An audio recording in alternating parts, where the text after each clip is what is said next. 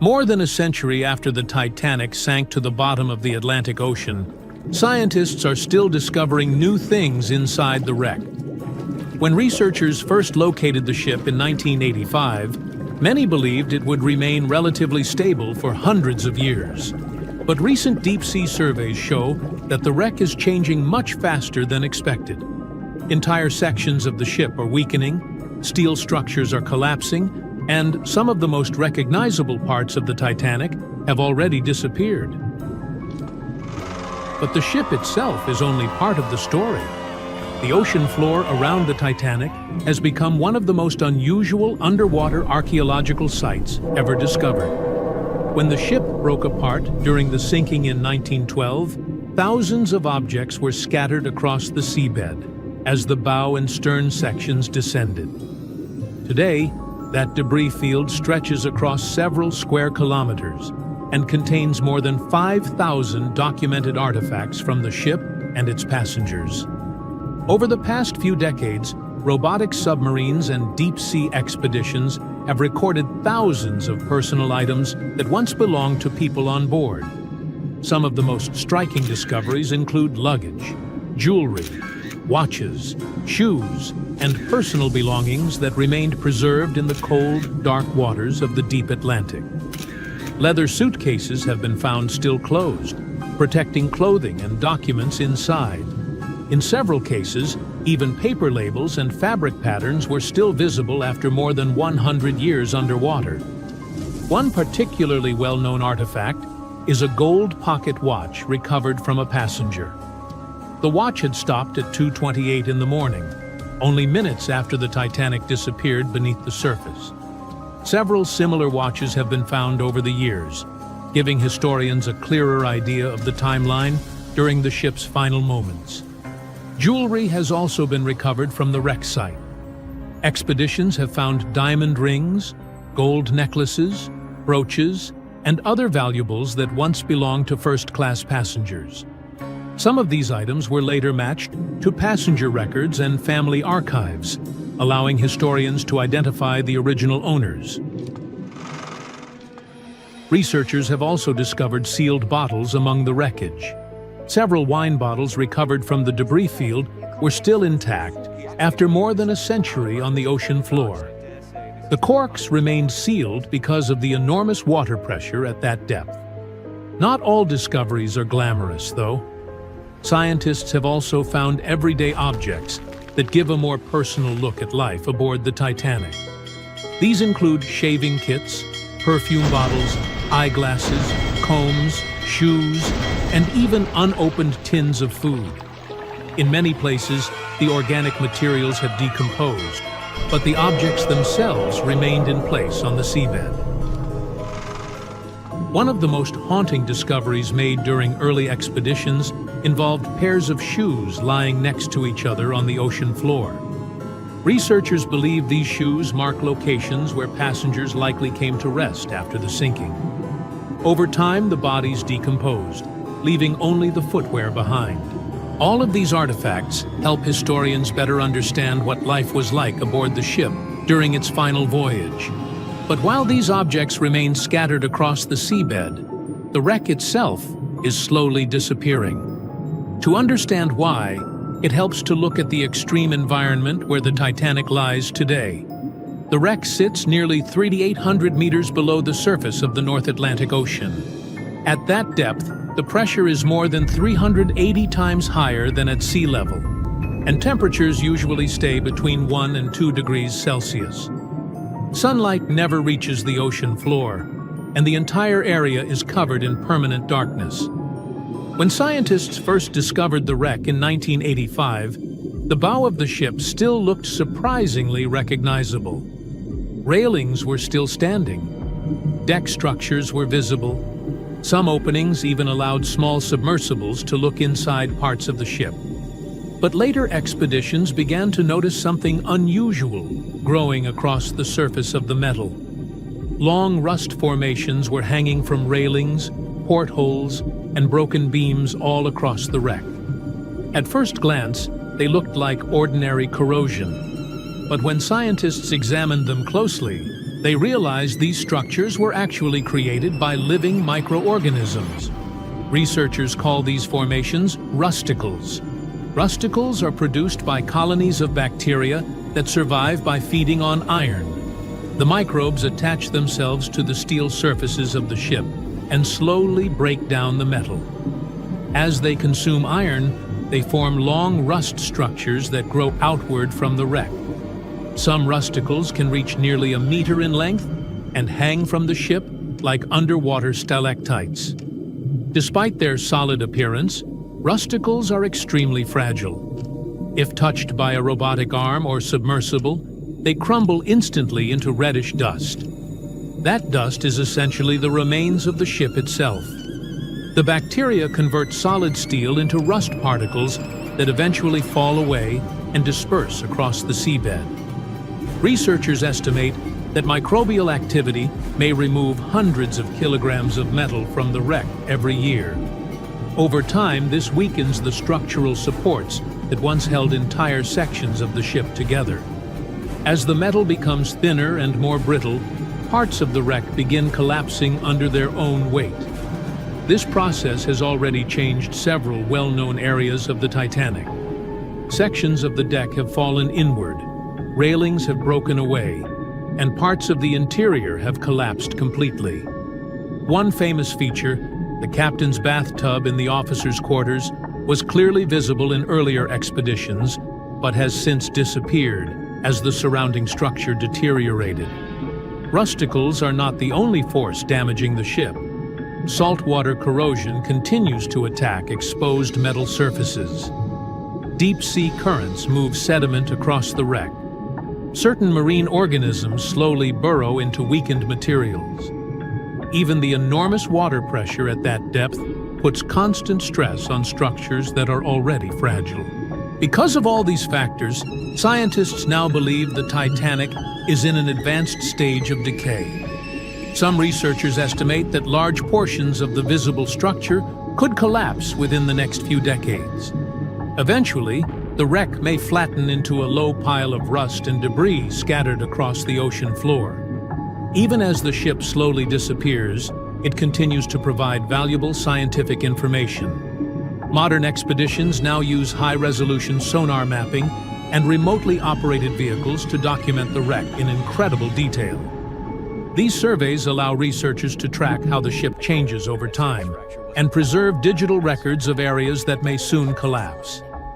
Detailed mapping of the debris field has also helped scientists understand how the Titanic actually broke apart during its sinking in 1912. Earlier theories suggested the ship split cleanly in two near the ocean surface. But modern surveys show the breakup was far more complex, with different sections of the hull failing at different stages as the ship descended. More than 110 years after the disaster, the Titanic remains one of the most studied shipwrecks in history. What scientists are learning from it goes far beyond the story of the sinking itself. The wreck has become an important laboratory for studying deep-sea microbes, corrosion, and how large metal structures break down in extreme environments. In a strange way, the Titanic is still changing and still teaching researchers new things. But the clock is ticking. The same microorganisms that are quietly consuming the ship today will eventually erase much of what remains. Over time, the massive ocean liner that once carried more than 2,200 passengers across the Atlantic may slowly disappear, leaving only scattered artifacts and scientific records of the wreck that once rested in the darkness of the deep ocean.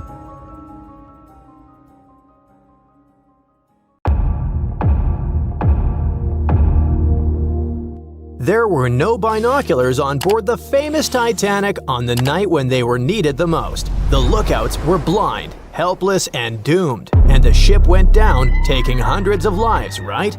Well, it's just one of the many myths from a whole ocean of half-truths, rumors, and dramatic retellings the Titanic is still sailing in. There were binoculars on board. The real issue was access. The binoculars were locked in a cabinet in the crow's nest, which is the lookout point, but the key went missing. A crew member named David Blair, who was supposed to be on the Titanic, was reassigned to a different ship at the last minute. He forgot to leave the key behind. The key to saving hundreds of lives, literally, was sitting in his pocket far away as the Titanic was going down. But we'll never find out what would have happened if the key had been there. The sky was clear that night, but there wasn't a moon to light the way. And there was no wind, so the sea was glassy, and there were no ripples, which are the usual warning signs of icebergs floating around. Then there's the idea that the Titanic was racing across the Atlantic to break a speed record, but historians disagree. The Titanic's crew knew there was ice out there, but instead of slowing down, they just kept going, cruising around 22 knots. That's only a couple of knots slower than her top speed, but the Titanic wasn't being pushed to her limits. Many of her furnaces weren't even fully stoked. And it was normal practice for that time to just keep going and trust those on the lookout to spot the ice before the ship hits it. Those massive Atlantic liners weren't about taking it easy. They were about being perfectly on time. Ships like the Titanic were basically the express trains of the sea, and any delay would have been a PR disaster. So, yeah, they knew the risks, but didn't think it was a big deal. After all, plenty of ships had close calls before and came out okay. They didn't see ice as a huge threat those days, and weren't even afraid of head-on collisions. And have you heard that the White Star Line, the company that owned the Titanic, marketed it as unsinkable? In 1910, the company was hyping up their two new ocean giants, the Titanic and her sister ship, the Olympic. Their ads proudly declared these ships were designed to be unsinkable. What the company meant by it was that, on paper, the design should keep them afloat.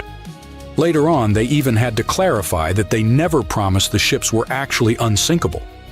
By 1911, before the Titanic even hit the water, magazines were already running wild with the idea. Writers were calling her practically unsinkable, pointing to her fancy new watertight compartments as proof. And just like that, a legend was born before the ship even left the dock.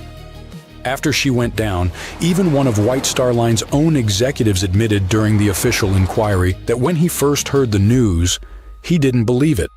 He genuinely believed the Titanic couldn't sink. But that whole unsinkable thing was never the main selling point. White Star Line wasn't really pushing safety, but selling luxury. The Titanic was supposed to be the crown jewel of ocean travel, massive, elegant, and dripping in comfort. Another story that just stuck with us is that before the iceberg even struck, a coal fire was burning away in one of the Titanic's bunkers. It weakened the ship's hull and made it more vulnerable.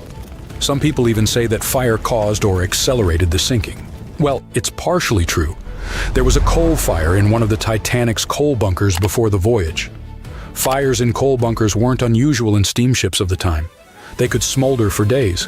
But it was nothing like a fire that would be raging uncontrollably. Historical timelines, crew logs, and structural analysis all indicate that a fire of such intensity and in such a position couldn't have caused fatal structural damage. If the fire had done that much harm, the ship might have failed even before the collision. But the Titanic stayed afloat for over 2 hours, which means the real villain was still the iceberg. Another twist to the fire story is that it could have distracted the crew, preventing them from dealing with the iceberg situation properly. That sounds more plausible, but still, that's not the same as saying the fire was the real culprit. Speaking of the real culprits, there's no doubt it was an iceberg, but the sea-style gash in the hull. Instead, it produced many tiny fractures in the ship's rivets, seams, and metal joints. Each fracture was almost unnoticeable, but because the ship was cruising, the water was steadily running through those micro gaps under pressure. It slowly seeped into multiple compartments and filled 6 of the watertight sections. The Titanic lingered, hovered, took on water, and was failing compartment after compartment. She sank over a period of 2 hours, rather than going down in minutes. If the iceberg had catastrophically torn open the hull, the ship would have gone down almost immediately, and people would have had no time to react and escape. Sadly, not all of them had that chance anyway. You probably recall the heartbreaking scene from the Titanic movie, where third-class passengers attempt to escape to the decks, but they are locked below in their section. Well, it's only partially true. Yes, there were barriers separating passenger classes, but they were mostly in place to comply with U.S. immigration laws. Third-class passengers going to America in search of a new life had to pass health checks and immigration processing. That's why they were traveling on separate decks. There were some lifeboats for them, although not in the third-class sections of the ship, so they would have to navigate a maze of corridors and stairs to reach the top. And many of the third-class passengers didn't even want to try, as they didn't want to leave their luggage behind. In the end, only about a quarter of the third-class passengers survived, but no one forcefully kept them on the lower decks. Now let's switch gears and discuss the Titanic facts that people used to deny or overlook, but which have since been proven true. For example, most deck plans and diagrams you've seen in Titanic documentaries don't show a hidden deck down under the waterline called the inner bottom. Many outside engineers did not fully understand or discuss it. This hidden deck stretched nearly the full length of the ship and had 44 separate watertight tanks. Most of them were for water ballast, some for fresh water. There were also wing tanks, port and starboard, which helped with balance. The inner bottom was like the ship's built-in organizer. It divided the Titanic into separate sections, allowing different parts to remain balanced and easier to control. It was designed to stay afloat with up to 4 of the forward compartments flooded. Sadly, the rendezvous with the iceberg opened 6 compartments, and you know what happened next. And finally, my personal favorite Titanic myth is that the ship split cleanly in half, like some Hollywood action scene. Blame James Cameron for that one. We all cried when we saw it, but reality was way uglier. For many years after the tragedy, survivors couldn't all agree on what they saw. Some said the ship went down whole. Others swore it broke apart. No one believed the second group until the scientists found the wreck in 1985. Then, they finally confirmed the truth that the Titanic had indeed broken in two, but not neatly. The metal twisted, tore, and shredded as the stern lifted into the air, and 2 opposite forces ripped it apart. And to make it even more tragic, the people were still clinging to the back half when it snapped and plunged into darkness. Titanic. The Titanic. The Titanic. The Titanic. Titanic. The Titanic. The Titanic. Titanic. The Titanic. Congratulations! You can now forget everything you've seen in the movies or everything you've read in books and newspapers and heard from people. Now we have the most detailed and reliable study of the famous sunken ship. A large-scale Titanic 3D scan allows us to see in fine detail everything that happened during the disaster. And rest assured, there was a lot going on there that you've never heard of. Are you ready for Titanic new discoveries? Let's go! There's a fat chance, or a thin chance, take your pick, that there are no people here who haven't heard of what happened. But just in case, here's the quick backstory. On April 10, 1912, the giant cruise ship Titanic sailed from Southampton, England to New York City. 4 days later, the ship collided with an iceberg and sank in the freezing waters of the North Atlantic. It was one of the most tragic and biggest disasters in the history of sea voyages. Since then, the wreck of the giant ship has been lying under a layer of icy water. For decades, people wanted to get the ship from the bottom many times, but they never fully tried. Passenger stories, documentaries, and books have given us a complete picture of what happened. But the only witness that can tell us about those tragic events is the ship itself. And some people decided to ask it about that night. A group of experts, oceanographers and cinematographers, recreated a virtual version of the events and showed it in the documentary Titanic: The Digital Resurrection. This is the most detailed digital reconstruction of how the Titanic sank ever made. To create it, specialists from the Magellan Company sent marine robots to the bottom where the ship lies at a depth of 12,500 feet. In such a place, all objects experience immense water pressure. To better understand how great it is, imagine the weight of a heavy barbell on your fingertip. Experienced divers with standard scuba gear can only swim at depths up to 130 feet and a little deeper. So it's a challenging, almost impossible mission to descend to such a depth and conduct research. It's dangerous for people. That's why the team of specialists sent robots there. Equipped with cameras for deep-sea surveys, they took more than 700,000 photos and videos in 4K resolution. They were collecting data for 3 weeks, exploring every part of the ship. Eventually, they had about 16 terabytes of data. Now, 1 terabyte is 1,000 gigabytes. Is that a lot? The largest game on PC, Microsoft Flight Simulator, weighs about ½ terabyte, and it has maps of the entire planet to create a realistic flight simulator. Still, this huge program weighs 32 times less than that Titanic scan. Imagine how detailed the model of the ship and the simulation of the disaster turned out to be. Moreover, the team combined all this information with the drawings of the ship. They calculated the speed of Titanic that night, its direction, its position, and the angle of impact with the iceberg. All of this was uploaded to supercomputers to create precise crash simulations. After that, specialists studied eyewitness reports, got consultations from historians and maritime experts, and then presented a detailed staging of the tragic night. Some things turned out to be different from what you know about them.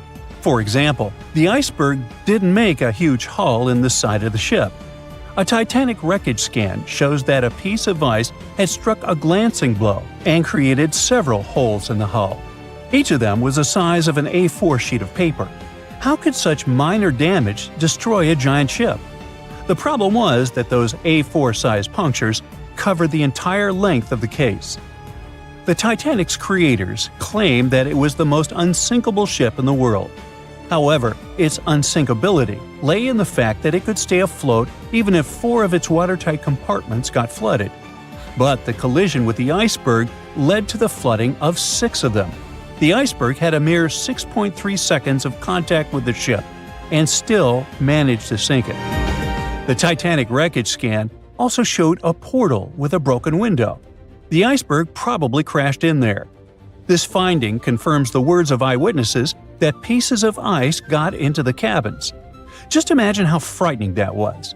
You're sleeping peacefully in your bed, then you hear a loud crash, and a piece of iceberg falls into your cabin.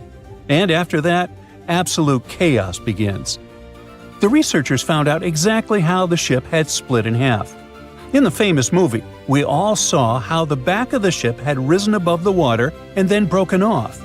The ship indeed broke, but not as gently as we saw on the screen. Yeah, the scale of the disaster was terrible, but the reality was even worse. The ship wasn't just broken, it was torn in two. Wooden and metal parts of the ship, pipes, chunks of the hull, walls, everything was torn and bent. The first-class cabins were torn in two. Imagine the screeching of metal that sounded on that cold night. Researchers compared other Titanic facts versus the movie. One of them was a story about First Officer William Murdoch. In the movie, his character attacked passengers who were trying to board the boat. But in reality, everything happened differently. Titanic survivor Charles Lightoller said William Murdoch had drowned when he was trying to lower a lifeboat into the water. He didn't attack anybody, but still faced a tragic fate. There are no exact details, but high-resolution scans have confirmed this version. But one of the most impressive and heroic tales that happened on the Titanic occurred in the boiler room. With the help of robots, experts discovered that one of the boat's steam valves had been left open. This finding only confirms eyewitness stories that the engineers stayed in the boiler room for more than 2 hours after the collision with the icebergs. This group of brave people maintained a power supply until the very end. Why did they do it? Proper lighting on the Titanic helped people safely lower the boats onto the water. Electric power also made the Titanic visible to distant ships. Moreover, passengers reported that the Titanic's lights were on even when it was submerged underwater. The brave feat of the engineers helped save hundreds of passengers' lives. Who knows, perhaps further research of the ship will tell us more about other heroic actions of the passengers and crew members. Actions that will be worth making a movie about. In addition to studying the ship, the researchers also scanned the seabed around the wreckage, where not only parts of the Titanic, but also personal belongings of passengers, including gold coins, pocket watches, combs, shoes, and so on, were scattered. By the way, many of those items have been raised from the bottom and sold at various auctions. You can also see some artifacts from the ship in specialized museums. One of those is called Titanic Belfast and is located in Northern Ireland. It is open to the public. A digital replica of the ship not only shows us how the Titanic sank, but also literally saves the ship. The condition of the wreckage is getting worse every day. Gigantic pressure, cold temperature, water, and marine life, all of this is slowly destroying the vessel. Oh yeah, some companies that organize dive trips to the ship for tourists also pose a danger to the ship. It turns out that there are a lot of people who wanted to go down inside a submersible to the legendary wreck. As a result of some of these excursions, parts of the ship were damaged. Experts predict that within the next 40 years, the unlucky liner may disappear completely. Fortunately, the Titanic 3D scan has provided such a level of detail that you can imagine walking inside it. This means that the tragedy will never be forgotten. Of course, 10 videos like this one won't be enough to cover the full scope of the work that the filmmakers have done. Fortunately, the documentary, Titanic: The Digital Resurrection, is available for viewing. You can watch the movie and also study the 3D models of the ship. Who knows? Perhaps you can make new discoveries.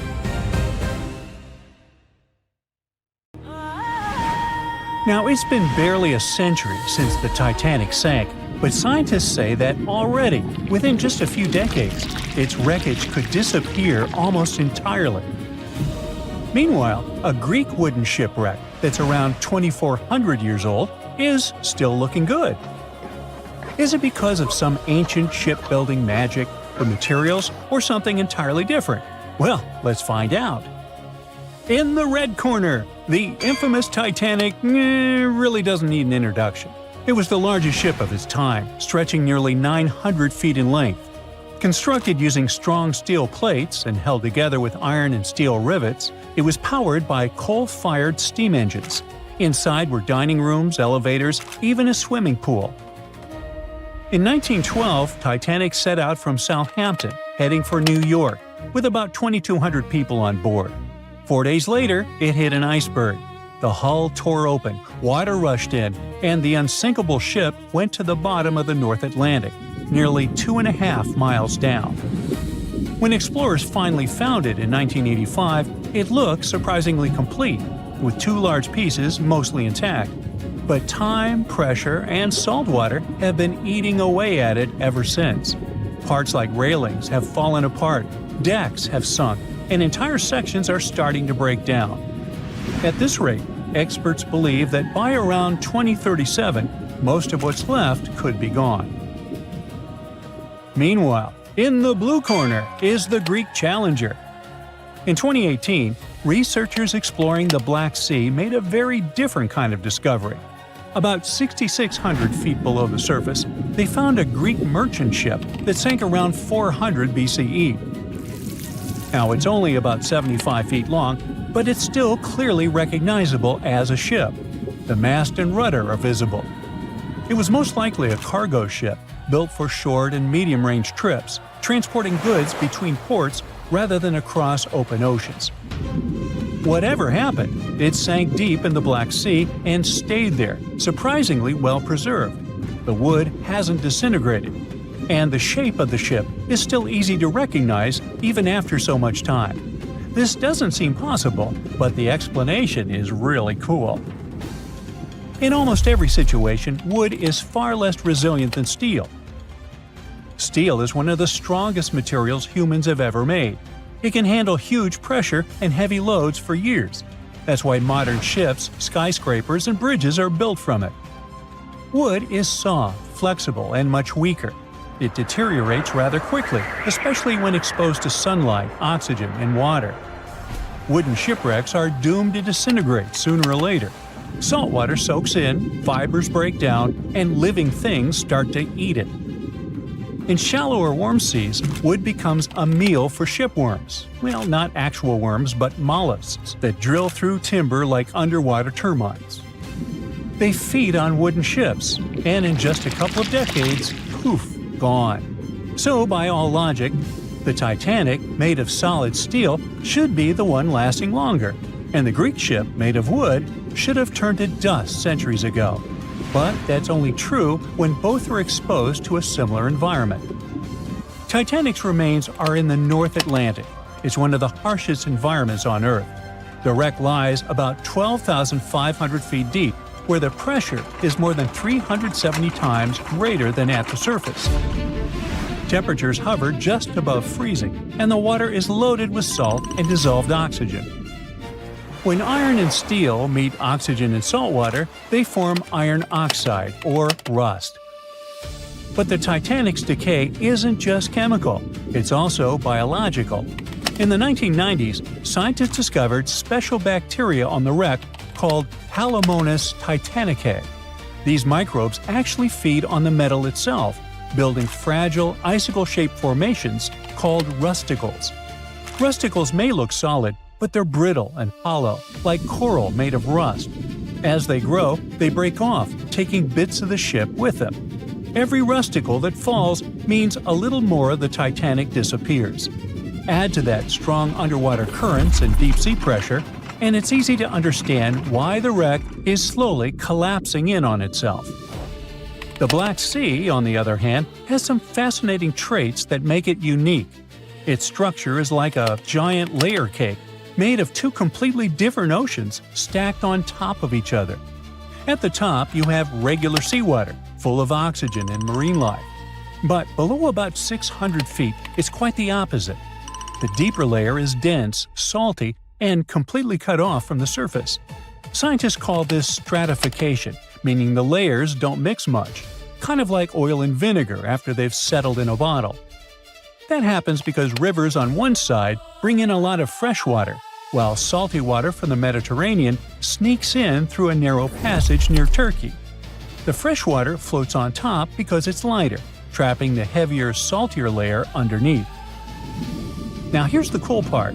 That lower layer has been sealed off for thousands of years. No oxygen reaches it, so oxygen-dependent marine life can't survive. Instead, it's filled with hydrogen sulfide, a gas produced by bacteria that live off decaying organic matter. In other words, the environment helps preserve materials by preventing typical biological decay.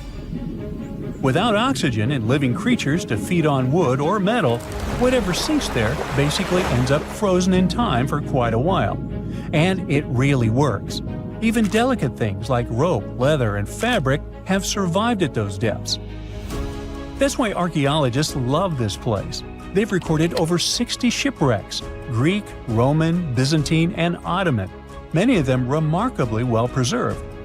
Ancient shipbuilders were true artists. They didn't have machines or metal welding, but they knew how to make wood strong enough to survive storms and long voyages. By the 5th century BCE, Greek builders had developed ships capable of traveling on long-distance Mediterranean trade routes. Their design stayed mostly the same for centuries. You could say they were the trucks of the ancient world, just slower. Over time, humans kept improving their ships. By the Middle Ages, sailing vessels had multiple masts and complex rigging, allowing them to cross the oceans instead of just hugging the coast. Then came the Age of Exploration, massive wooden ships with cannons, global trade, and sea empires. By the 19th century, wood had reached its limits. Steam engines replaced sails, and iron and steel replaced timber. Ships got bigger, faster, and stronger. When the Titanic was built in 1912, it represented the absolute peak of shipbuilding technology. It even had electricity. Even if the Titanic hadn't sunk, it wouldn't be sailing today anyway. Maybe it'd be a floating museum. One thing is certain, though, it would have been a vastly different movie. Today, scientists are racing to preserve both kinds of shipwrecks, the ones frozen in time and the ones fading fast.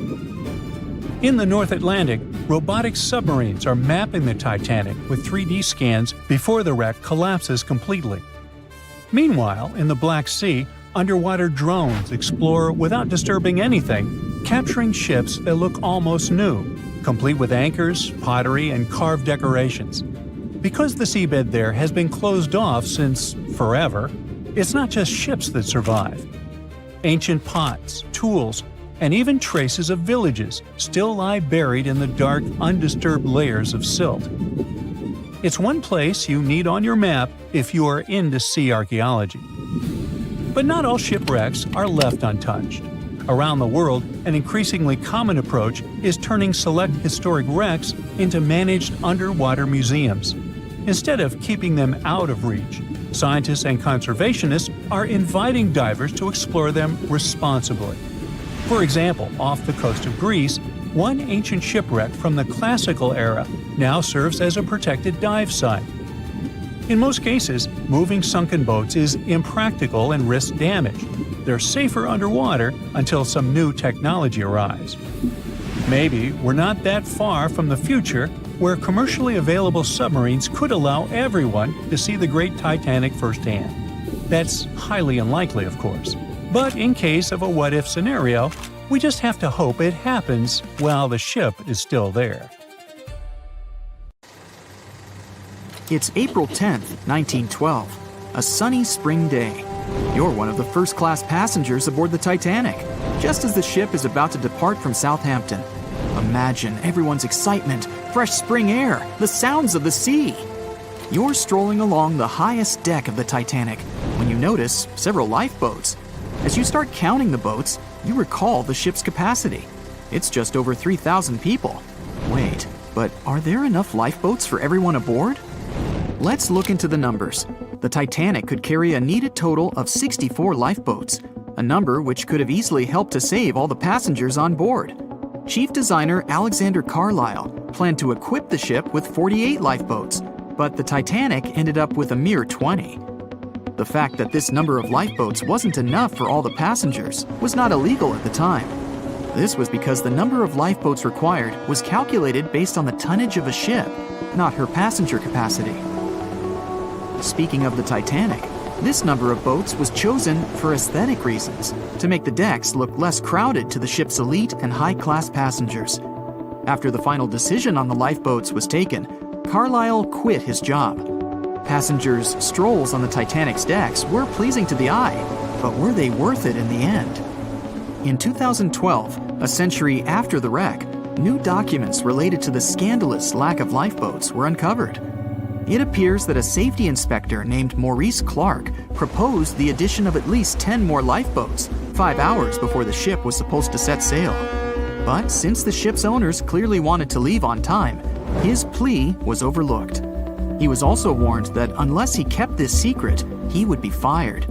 In retrospect, had the owners followed his advice, an estimated 700 more people might have survived that night. The 20 lifeboats you counted, those that actually made it on board, could have carried only a third of the passengers, even at their full capacity. But tragically, some of them were launched with as few as 12 people when they could have easily saved up to 65 people each. To add to the disaster, the Titanic's crew members were not properly trained on using the lifeboat launching equipment. That's why the boats were launched slowly, improperly, and sometimes without the right supervision. Out of the 20 lifeboats, only 18 were set afloat correctly. Also, passengers were not informed about safety measures. A lifeboat drill should have taken place on the 14th of April, but the captain eventually canceled the event. One of the many myths surrounding the Titanic and its catastrophic ending is also related to the lack of the necessary number of lifeboats. There was no maritime law at the time that said women and children should get into lifeboats first. But it was a universally accepted custom in such types of situations as a shipwreck. Shortly after the Titanic had sunk in the icy Atlantic waters, rumors started to spread. It was said that some desperate men had resorted to dressing up as women in those final moments before midnight on April 14, 1912. They wanted to get a spot on the lifeboats and have a chance to save their lives. At the same time, there's little to no evidence that any of the male passengers of the Titanic had actually done this. In any case, what happened to those 20 lifeboats that were on board the Titanic after the ship hit the iceberg? What we do know is that all these boats were launched between 12:40 a.m. and 2:15 a.m., with a total of 718 people on board. By the time they were rescued by the RMS Carpathia at about 4 a.m. the same day, only 705 people had remained alive. It took the crew of the RMS Carpathia more than 4 hours and 30 minutes to pick up all the passengers and 13 of the lifeboats. This was as many as the rescue ship was allowed to carry. The rest of the now empty lifeboats were left adrift at sea. Those salvaged were later given back to the White Star Line, the British shipping company which operated the Titanic. Strangely, after being returned, they appeared to have vanished from official records. The last image ever taken of the 13 surviving lifeboats was of them getting unloaded in the New York harbor. Sadly and ironically, that's where the Titanic was supposed to be on April 18, 1912. The lifeboats were then rid of their Titanic nameplates or any other markings that could have linked them to the ship. Some sources claim that the boats were eventually destroyed. But was this actually the truth? The fate of one particular lifeboat has been the source of much debate. Collapsible Boat A, the last one to leave the ship, was retrieved by the RMS Oceanic a month after the crash. At that time, it was a shocking 200 miles away from the spot where the Titanic had sunk. Also, in the boat, there was a wedding band engraved with the words "Edward to Gerda," a sad omen to a couple that were lost at sea after managing to escape the sinking Titanic. Later identified as Edward and Gerda Lindell, the couple was traveling from Sweden to the U.S. to relocate. Some accounts claimed that Mr. Lindell did, in fact, make it to Collapsible Boat A, but his wife wasn't as lucky. Neither were ever seen again, and the wedding band was eventually sent to Gerda's father. The recovery of Collapsible Boat A was recorded in both photographs taken by the crew on board the RMS Oceanic and by a detailed handwritten account of a fellow passenger. They claimed that the lifeboat had looked more like a piece of wood carried by the waves than an actual boat. The first lifeboat to depart from the Titanic was Lifeboat Number 7. It was dubbed the Millionaire Lifeboat. It's rumored that the 12 passengers on board might have bribed the crew to row away to safety instead of allowing others to jump in. In 2015, some of the items recovered from this lifeboat, including a lunch menu, a ticket, and a letter from one of the passengers, were auctioned for up to $70,000 by a New York auctioneer. Soon after the Titanic catastrophe, it became mandatory for all ships to be equipped with enough lifeboats to carry all the passengers and crew. It's more likely that the Titanic lifeboats, being relatively new equipment at the time, were refitted to be used on other ships, such as the RMS Olympic, which was the Titanic's older sister. Some of them may have been sold off to private collections, or even left to rot. After all, they were seen as a source of bad luck, and most people were unwilling to use them again on other ships. Unfortunately, all the information about their whereabouts is hard to confirm now. No official statement from the owners of the lifeboats was ever given after their rescue. But although nothing appears to have remained of the original lifeboats, some full-sized replicas exist on display in museums in Falmouth, England, and Belfast, Northern Ireland. One of the few surviving White Star Line lifeboats did not, in fact, belong to the Titanic, but it did have a striking connection to the cursed ship. This boat is the restored Lifeboat 6 from the RMS Oceanic, which helped to recover Titanic's collapsible Lifeboat C. It was said to be owned by a private collector, but similar to the Titanic's lifeboats, we don't know anything about its location today. As for the nameplates and other identification marks of the lifeboats, the White Star Line seems to have kept them. Because some of these items were later auctioned and sold to interested collectors, even Rick Springfield supposedly got hold of one of the nameplates. One particular nameplate was already missing by the time the White Star Line employees had reached the lifeboats.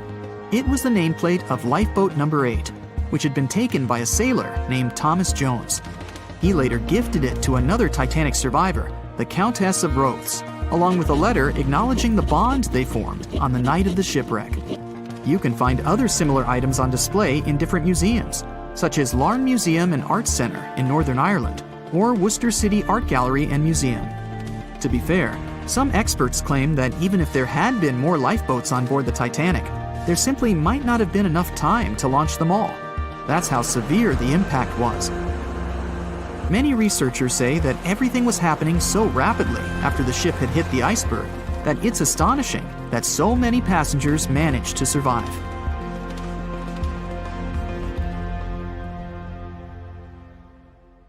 New exclusive photographs, by far the best yet, are in from the Titanic.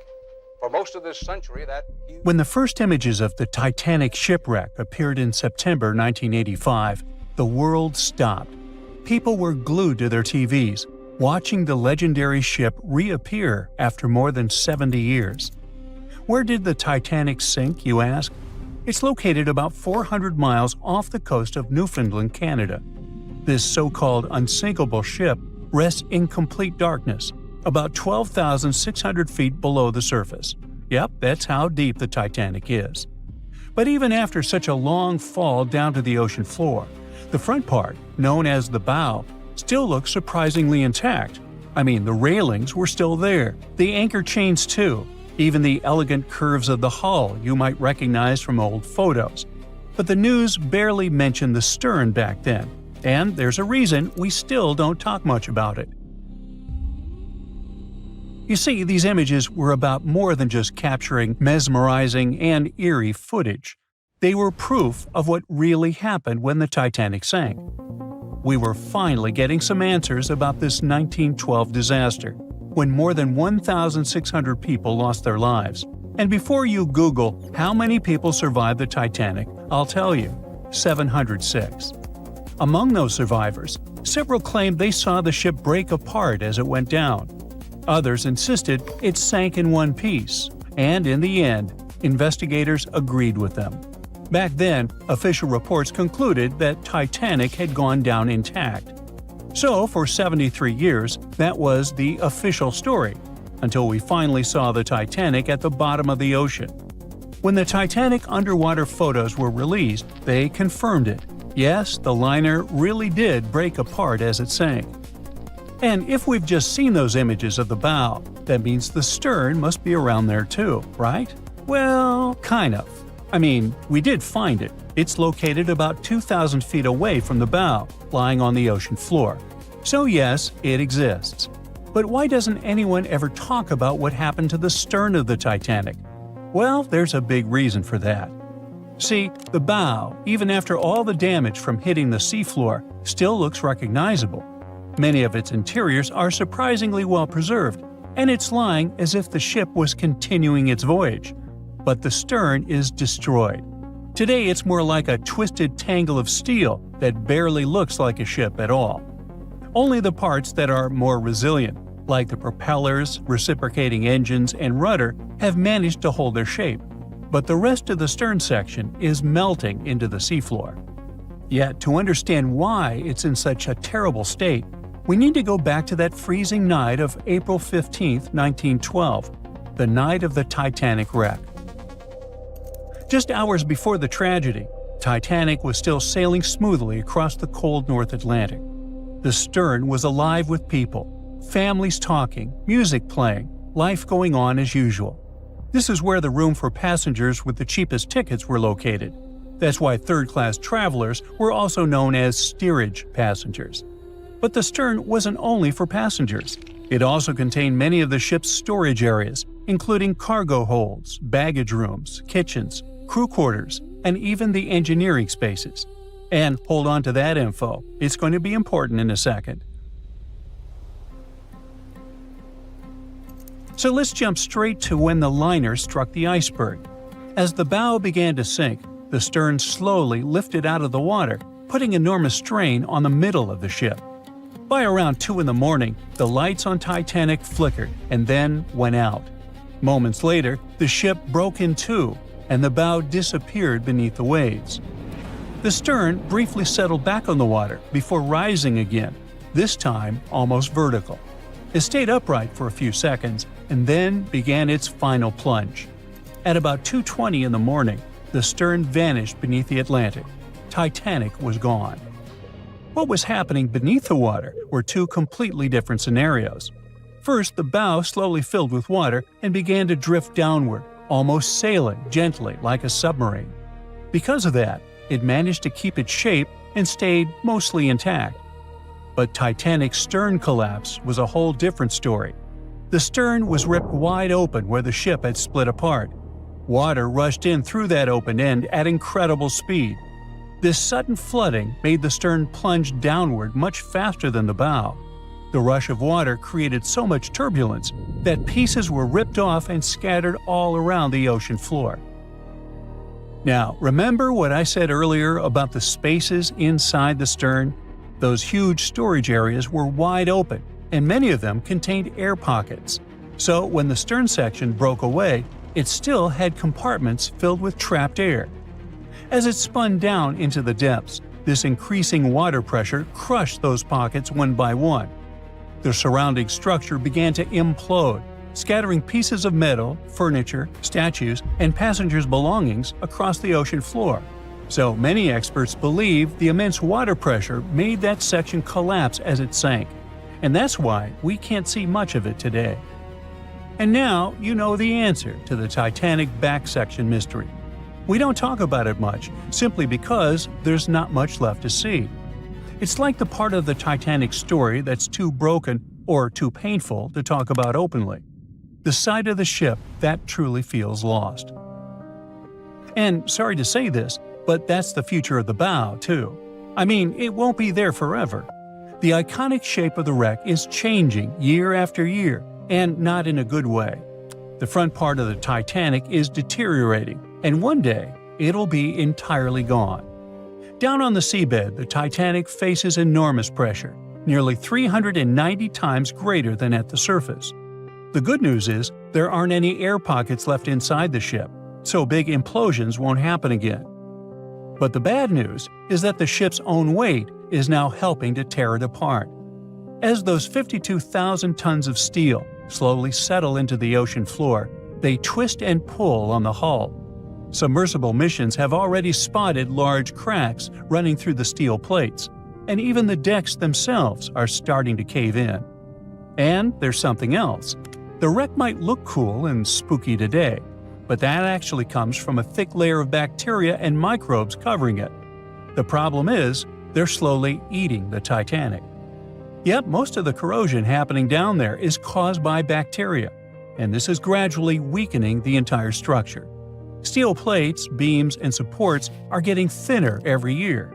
Scientists estimate that the ship is losing between 0.13 and 0.2 tons of iron every single day. Still, even at that rate, the wreck won't vanish overnight. Experts believe it could take up to 420 years for the liner to disappear completely.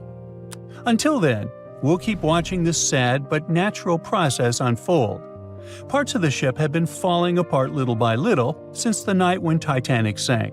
And a lot has already changed since we started taking underwater photos, like the railing sections that have dropped, and the ceiling in the captain's bathroom that's collapsed. That's why so many expeditions are now focused on capturing footage and detailed scans of the Titanic shipwreck, to preserve its memory before the ocean takes it all. It's our way of keeping the story alive, even as time and nature continue their quiet work. Maybe those hungry bacteria can take a break from their buffet, so that Titanic can rest in peace with many more years to come. April 14, 1912. The dark night was filled with horrible sounds of a giant metal vessel breaking into two. The largest ship of that time collided with an iceberg that was on its way. The Titanic, one of the biggest stories of the 20th century that people still talk about. The starboard side of the giant vessel brushed up against the iceberg. It was 11:40 p.m. when things started going wrong.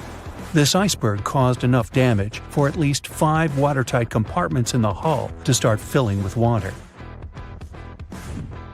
The crew immediately began a brief investigation to see if they could do anything and fix things. They had no one to rely on, all alone in the darkness of the cold night, far away from the land. The North Atlantic Ocean, around 400 miles south of Newfoundland, Canada. They needed time to figure out how to bring people to safety. They had some time, true, but not enough. If you watched the movie, you know the ship didn't plunge immediately after the icy doom had happened. The whole process lasted a good 2 hours and 40 minutes. But the situation was hard.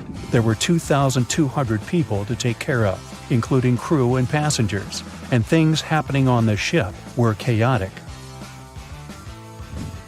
The chief designer, Thomas Andrews, soon realized they wouldn't be able to stay afloat. By midnight, the entire crew had begun preparing the lifeboats for launch. They had 20 boats with space for only 1,178 people, which was just a bit more than 50% of the people on board. The order was to get women and children to safety first. Crewmen were there to row and guide the boats. The scene over the next 2 hours gradually started escalating. The crew members had a task to wake up passengers and warn them something bad was happening. They wanted to place them into a fleet of lifeboats as soon as possible. At 12:15 a.m., some crew members sent out a distress signal. A steamship called Frankfurt was among the first ones that received the message and responded, but they were about 170 nautical miles away. Some other ships also got the message and offered their assistance, but sadly, they were too far away as well. At 12:20 a.m., the Cunard liner Carpathia got a distress signal from the Titanic and changed its course right away. They were 58 miles away at the time, and it would take them more than 3 hours to get there. 20 minutes later, the crew was lowering the first lifeboat. It was carrying only 27 passengers, although it had room for 65. Many of the lifeboats that were launched first were well below capacity. Crew members were worried, thinking the Davids wouldn't be able to hold a fully loaded lifeboat. And in the beginning, many passengers were just too afraid to leave the ship. They still thought Titanic was unsinkable and couldn't imagine the scenario that was going to happen 1 to 2 hours later. The crew was firing the first of 8 distress rockets. Unsuccessful. No one was close enough to help. By 1:20 a.m., they lowered 10 lifeboats. Number 8 had only 28 people in it. One of the passengers on the number 10 was 9-week-old Melvina Dean. She would later become the last survivor who lived until 2009 and turned 97. It was 2 a.m. already. 3 of the collapsible boats were the only lifeboats that remained on the ship. The bow of the vessel had sunk low and had tipped far under the surface. People around it could now clearly see stern propellers above the water. Crew members were lowering collapsible lifeboat D from the roof of the officers' quarters with over 20 passengers in it. As the ship's bow went under, the water was washing collapsible A from the deck. Those 20 people were struggling because their boat was partly filled with water. As crew members were trying to release collapsible B, it fell. Before they righted it, the water swept it off the ship. 30 passengers still managed to find safety on the overturned lifeboat. At 2:17 a.m., the ship's wireless operator decided to transmit one last distress call. A minute later, the light on the ship finally went out. Titanic and all left on board plunged into darkness. The bow continued to sink, and the stern was rising higher above the surface, which placed great strain on the midsection. Horrible sounds were filling the night. Titanic, this massive, legendary ship so many people placed their hopes in and were excited about, broke into 2 between the 3rd and 4th funnels. Reports would speculate it took about 6 minutes for the bow section to reach the ocean bottom. The stern settled back in the water before it rose again into a vertical position. It remained in this situation until it finally disappeared into the ocean. At 2:20 a.m., the stern apparently retained air inside, and water pressure crushed it as it went down. The stern landed about 2,000 feet away from the bow. People consider the Titanic the fastest ship in the world. They thought it was unsinkable because 4 of its compartments could be flooded, and that still wouldn't cause a critical loss of buoyancy. Its life was problematic since its beginning. While the ship was leaving port, it moved within a couple of feet of the steamer New York. It managed to safely pass by, which was a huge relief for all those worried passengers massed on the ship's decks. Titanic sailed off on the 10th of April. Its first journey was across the highly competitive Atlantic route. On the launch day, the Titanic became the biggest movable object in the history of humankind, 882 feet long, 92 feet wide. Not that big if you compare it with today's ships. The biggest cruise ship in the world today is Royal Caribbean's Symphony of the Seas, which is roughly 5 times the size of Titanic.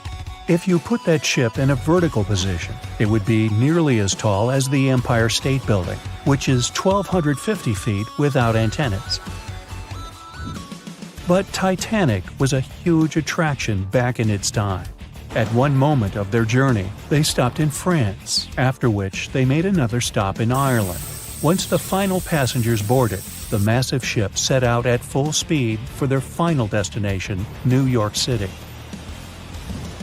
4 days after the beginning of its journey, Titanic failed to divert its course from a huge iceberg, the story we all know about. Only 700 people survived, and most of them were women and children. The night was extremely cold, 1 hour and 20 minutes after Titanic had gone down to the bottom of the ocean.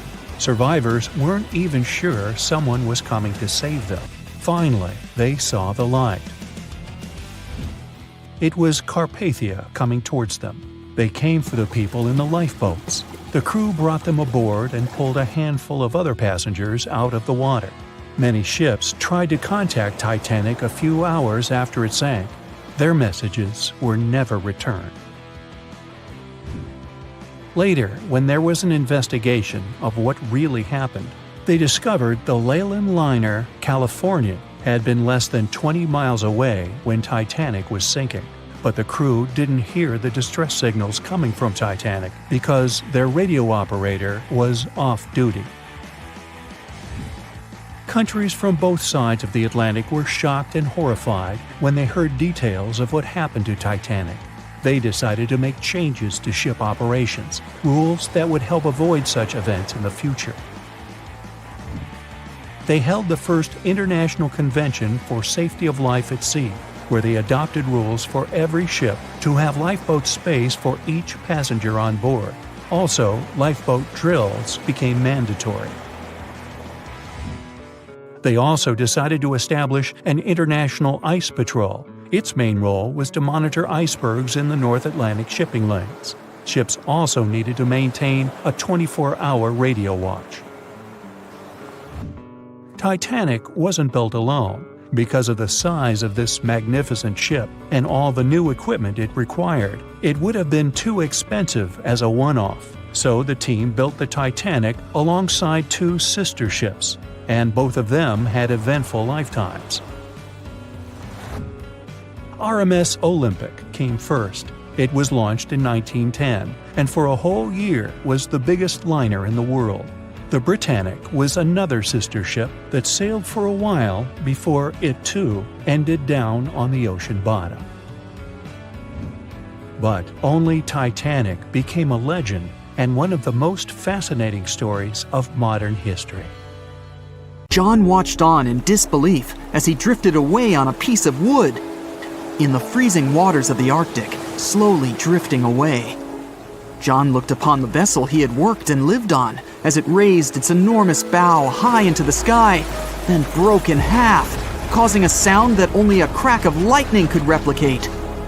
Distraught and dumbstruck, believing that he, and he alone, knew the dark truth behind the demise of the unsinkable ship, the Titanic.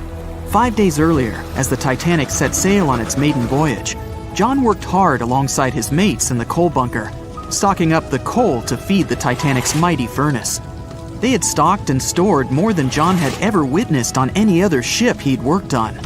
But this was the Titanic, the grandest ship to have ever sailed the seas. On the Titanic, there could never be too much coal. As they left Belfast and pushed toward Southampton, there was a large bang below decks that went unnoticed. The furnace was roaring and the turbines were spinning, pushing the Titanic forward at a quickened pace. The crew cheered as the vessel moved forward, unaware of the loud, concerning noise. Arriving in Southampton, Greg came aboard, amongst hundreds of other passengers. With 13 years at sea, his vast experience included the role as a quartermaster on 6 previous ships. Ready for a new challenge aboard the greatest vessel ever made, he was looking forward to this next challenge of his career. Greg came with a wealth of experience, especially with sailing through the Arctic. His role was vital within the crew, understanding the seas around the North Pole. He would be a key lookout as they set to cross the perilous path of the Iceberg Alley. Greg had some concerns regarding the voyage. The Earth's orbit was remarkably close to the Sun and the Moon, causing higher tides. This would make icebergs more prominent, drifting them further away and towards the route of the Titanic as they journeyed to New York. Assessing the lookout tower and inspecting the available gear, Greg found no binoculars. This made him concerned, but the sailors just laughed at Greg. "If the deck is short on ice cubes, we'll be sure to plow right through a berg to resupply." A sailor laughed. Greg didn't share this sentiment. Eager to find out why they had been left short-handed on equipment, since he had such a vital role on the ship, Greg inquired further. Sadly, the officer with the keys to the binocular supply cupboard had been removed from the crew at the last minute. Greg couldn't believe something of this importance had been overlooked. For such a mighty ship with so many people aboard and crossing in a particularly perilous path, this just didn't make sense. But not wanting to be fined for breaking into the ship's property, Greg let it slide, hoping that they wouldn't need the binoculars in the end. Ultimately, if there were icebergs expected, a warning call would be made to the captain, informing of any concerns. Little did Greg know that a warning had been received, notifying of the dangers that awaited. But the telegram didn't provide the required prefix, which would have ensured direct delivery to the captain. So, the critical warning was just overlooked. John and his crew below decks prepared for departure, stoking the engines. He noticed an essence of thick exhaust, far too heavy than what would be expected from the furnaces. The crew searched throughout the lower decks. Following a thorough search, they managed to locate the cause of the exhaust. It was an ignited pile of coal within a coal bunker. Unknown when it had ignited, a buildup of coal had clearly been smoldering, slowly growing in size. The amount of smoldering coal was concerning. The alarm was raised, alerting an officer to review the matter. The officer assessed the damage and confirmed with the captain that it was deemed to be of little concern, as only minor damage had been caused. John was unsure of this assessment, as he knew that in confined spaces, surrounded by iron bulkheads, an oven-like environment arises that intensifies the heat with time. But the Titanic would power forward, making no sense to John as they had only just departed from Southampton. He was sure they would have turned back. John and his crew were ordered to shovel the already lit coal into the furnace and continue shoveling until all the smoldering contents would be contained. It was a possible but painstaking task that could take the entire journey. The continuous intake of coal would ensure the turbines would spin at a constant, accelerated pace, not what the Titanic was designed for. It was meant to be a luxurious passenger liner and not for breaking speed records. However, the crew would find enthusiasm in not only acknowledging the Titanic as unsinkable, but also as the fastest. John and his crew continued to shovel the coal into the furnace for several days. The temperature within the bow was becoming hotter every day. The bulkhead's contained heat was so severe that it became weak at the seams in the iron walls and rivets. "2 more days, lads, just 2 more days!" John was laughing, trying to raise the spirits of his mates as they were working tirelessly. But as they were all laughing, joking, and looking forward to dry land, they unknowingly approached their final destination. The Titanic was speeding through the calm sea. Greg looked ahead, above in the lookout tower, keeping a keen eye out as they were in iceberg territory now. Even though the way seemed clear, false horizons could occur, creating confusion about how far objects in the distance truly were. As they were traveling in the Gulf Stream waters into the colder Labrador Current, air columns cooled from the bottom upwards, creating a thermal inversion. This incredibly high air pressure ensured fog wasn't present, providing a deceptively clear outlook. But the thermal inversion can also create optical illusions, showing the horizon further away, appearing higher in the distance, or masking whatever objects that could come before it. These false horizons could easily hide any icebergs that could be approaching. Greg knew the perils of a calm sea in the Arctic, preferring the rough waters, where it's easier to detect icebergs within waves. Peering from the lookout, Greg was looking towards the dark abyss ahead. Suddenly, within 1 mile directly in front, a formidable image quickly emerged from the dark waters surrounding. "Iceberg, right ahead!" Greg yelled to his mate, who quickly called to the helm and directed them to steer hard to starboard. The helmsman received the call. In the heat of the moment, he turned the wheel counterclockwise. He then realized he'd turned the wheel the wrong way and quickly went in the opposite direction. The ship aimed towards the iceberg, veering to the port side whilst reducing speed. Although there was a delay in turning the wheel, since there was a short distance from the signal and the fast pace that they sailed at, it may not have made a difference. As they approached the iceberg, it appeared as though they'd miss it, but over 87% of an iceberg is underwater. And as they came along the side, the hidden ice underneath hit the port side bow, piercing the side of the hull with a 12-square-foot tear. The ship shook, with all aboard aware that something was amiss. Amongst the confusion and fear, they were oblivious of the damage. As they gathered their bearings, 6 out of 16 compartments were quickly filling up with seawater. The hull could only withstand 4 compartments filling before sinking. Time was ticking as the Titanic made its descent into the depths. The weakened bulkhead with heated steel pillars and rivets broke under the pressure and sudden change of temperature from the ice-cold water. The call was made to abandon the ship. Lifeboats were prepared to be released, while help signals were sent out to nearby ships. The radio operator was guiltily sitting, constantly calling out to a nearby ship that had been in contact with the Titanic recently. There was steady communication with this ship over the past few days, providing warnings of icebergs since the Titanic departed from Southampton. The final warning message received was just 1 hour ago. Upon receiving the final warning, the operator ignorantly responded, "Shut up," with the assumption that their warnings of icebergs were pointless. Following this unfortunate response, the ship turned their radio off and provided radio silence. The closest ship that was responding to their distress signals was 500 miles away, too far to provide any assistance in time. There were countless mistakes that caused the Titanic's watery end, whether they contributed directly or from sheer ignorance. The most tragic of them was the number of people aboard the ship, 2,224 of them. There were only enough lifeboats provided to rescue 1,178, barely half of the people.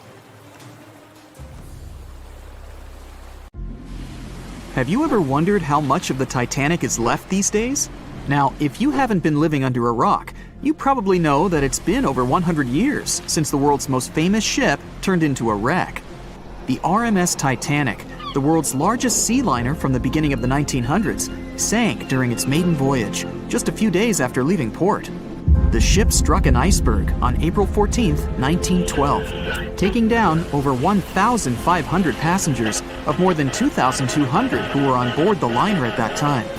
As shocking as this may sound, the Titanic took over 3 years to be built and only 3 hours to sink. And if it were today, the ship would have cost over $210 million to be made. It was last seen on the surface of the Atlantic at 2:20 a.m., and for many decades, that was the last time people saw it. It wasn't until 1985 that the whereabouts of the ship were discovered by oceanographer Robert Ballard, and some parts of the Titanic became visible once again. One of the first discoveries made by Ballard's expedition was that the ship was indeed torn in half before sinking. The early exploratory missions to the part of the ocean floor where the Titanic now lies could only see the hull and the deck of the ship. According to Ballard, the main purpose of these missions was to understand how to preserve the ruins from deteriorating. Another goal was to recover the huge number of personal items scattered along the seabed. The explorer later said the view down there was as shocking as it was emotional. In the field of debris around the wreck, the oceanographer discovered plenty of small objects and personal belongings, many of which he brought back to the surface. There were shoes, some fancier than others. There were pieces of clothing that belonged to crew members, and there were huge propellers. If on the surface they gleamed and shined, on the ocean floor they were embedded and devoured by sand. Ballard pointed out that the area where kitchenware was scattered measured more than a mile in length. There were enough plates, pots, and pans to fill up an entire industrial kitchen. For the first time ever, 3D animation footage reveals exciting images. The simulations show the Titanic's evolution from when she first set sail in 1912 until the state of her ruins today. But simulations weren't enough for deep-sea explorer James Cameron, who envisioned traveling to the heart of the wreck for the first time ever in the history of the ship. Yep, the same James Cameron who happens to be the director of a very famous movie about the ship. He has now dived 33 times to visit the wreck of the Titanic. Here's some fun trivia for you. The director says that his true passion has always been the ocean, and that ever since he was a kid, he wanted to study the sea. Directing, let's say, just happened to be his day job. And when the possibility of directing Titanic appeared, he said yes, just so that he could go and check out the ruins of the ship in real life. Now back to the wreck. According to James Cameron, it wasn't enough for researchers to access only the exterior of the ship. They needed to go inside, analyze and photograph what was left of the pompous interiors of the world's once biggest sea liner. Cameron piloted an innovative robot vehicle equipped with cameras. It helped the man to reveal spaces in the Titanic that no one had ever seen before since the ship touched the bottom. Turkish baths, for instance, still had their tiled walls standing up almost in all their entirety. These baths were exclusively for first-class passengers. They were located right next to the swimming bath and the third-class dining room, and were designed in the Moorish style. People resting there could get heating blankets and ask waiters to bring them anything they needed. If the pictures from before the disaster were astonishing, they carry a different kind of wow factor now, when everything you see in them is hidden underneath the surface of the water. Another shocking discovery was the ship's mast. If we look at the Titanic in its pre-sinking glory, the mast calls much of one's attention. Located on the bow of the huge ship, the mast held together the transmission cables for the Marconi system, a system of wireless telegraphy. That's also where the British merchant flag the Titanic flew was located. The mast stood at the height of a bit more than 100 feet and was equipped with a crow's nest. Nowadays, the mast is unrecognizable. Attacked by corrosion, it collapsed. The crow's nest broke apart too. Now we can see why the modern-day Titanic is a real treasure for deep-sea explorers. But as the wreck of the ship lies at an approximate depth of 12,500 feet, sunlight is non-existent there. So, piloted missions depend on high-end technological equipment to survey the area. Why do you think the Titanic went missing from the public eye for over 70 years? Well, because at that time, technology wasn't advanced enough for people to go down there, as well as bring back good footage of the wreck. Filmmakers were the ones who drove this technology to its advance by trying to film underwater. They began by building boxes to put their cameras inside. And now, deep-sea photography is highly advanced and allows us to marvel at the awesomeness of underwater life. Of course, taking pictures under the sea is no easy feat. For one thing, to withstand that crazy underwater pressure, submarines need to be really strong and have thick walls, no thinner than 11 inches. Plus, explorers need to understand how to film and photograph when there's almost no light around. There was another thing that made documenting the Titanic even more difficult. When the wreck of the ship was rediscovered by scientists, it was covered with red-colored rusty bacteria that made it even harder to take good pictures. As it happens, the color red does not reflect well underwater, which is unfortunate for photographers. For this reason, human-operated vehicles that go down to tour the ruins are equipped with powerful lighting devices. When you see some parts of the ship from afar, they look as if reddish-brown wax has been dripping all over the Titanic's ruins. But in reality, these icicle-shaped structures are colonies of microorganisms. When the ship sank, it brought down with it an enormous amount of bacteria that hadn't existed at the bottom of the ocean before. But now, these bacteria, together with the extreme conditions at the bottom of the ocean, have turned into a disastrous combination for the ruins of the ship. These red colonies of microorganisms actually feed off of iron and steel, which is basically all that is left of the Titanic. One kind of those microorganisms are bacteria called Halomonas titanicae. They can eat up to 220 pounds of iron per day. This makes the Titanic a colossal food source for them. There have been lots of speculations regarding the life expectancy of the ship's wreck after researchers discovered this bizarre rust. But according to Cameron and his research team, the Titanic isn't going to disintegrate anytime soon. In one of the latest expeditions down to the wreck, a piloted vehicle was funded to identify specifically one stateroom. It belonged to a very important passenger, Sir Benjamin Guggenheim. Yes, just like the museum. Guggenheim was the son of a mining magnate and a member of the elite group that boarded the transatlantic journey of the Titanic. Born in Philadelphia, Guggenheim was traveling back home to the US. But, as we all know, he never made it to his final destination. For the price that ranged from 400 to 800 pounds back in 1912, the equivalent of 84,000 pounds nowadays, one could book accommodation that was called a stateroom. Staterooms on the Titanic were the most luxurious kind of first-class rooms. They were located on the B or C decks and were decorated in more than 11 different styles, ranging from Jacobean, Georgian, Italian Renaissance, and the list goes on. These rooms were filled with carved paneling and marquetry made from exotic and rare kinds of wood, such as mahogany, oak, and so on. Guggenheim occupied one of these luxurious rooms, and 100 years later, one of his descendants funded an entire mission just to locate the precise stateroom the man stayed in. This expedition turned into a documentary for National Geographic, and they did manage to identify which stateroom was Guggenheim's, so kudos for them. The North Atlantic was a frozen grave on the night when the Titanic sank. With too few lifeboats, hundreds of people were left to their fate. Yet somehow, despite the lack of lifeboats, Charles Joffin, the Titanic's chief baker, survived. Left behind on deck by the more affluent, he went down with the ship. For 2 hours, he floated in sub-zero water, awake and alive, and basically defying science. The night of April 14, 1912 was brutally cold. When the Titanic went under, the North Atlantic swallowed the ship whole, and with it, about 1,500 lives. But most people didn't drown. Horrifyingly, they froze. The ocean was around 28 degrees Fahrenheit. It's colder than ice water. In water like that, your body almost immediately goes into panic mode. It means that your blood starts rushing from your hands and feet to protect your more vital organs, the heart and brain. You begin to shake, then you go numb. Your thoughts slow down, your memory slips, and very soon, you can't move anymore.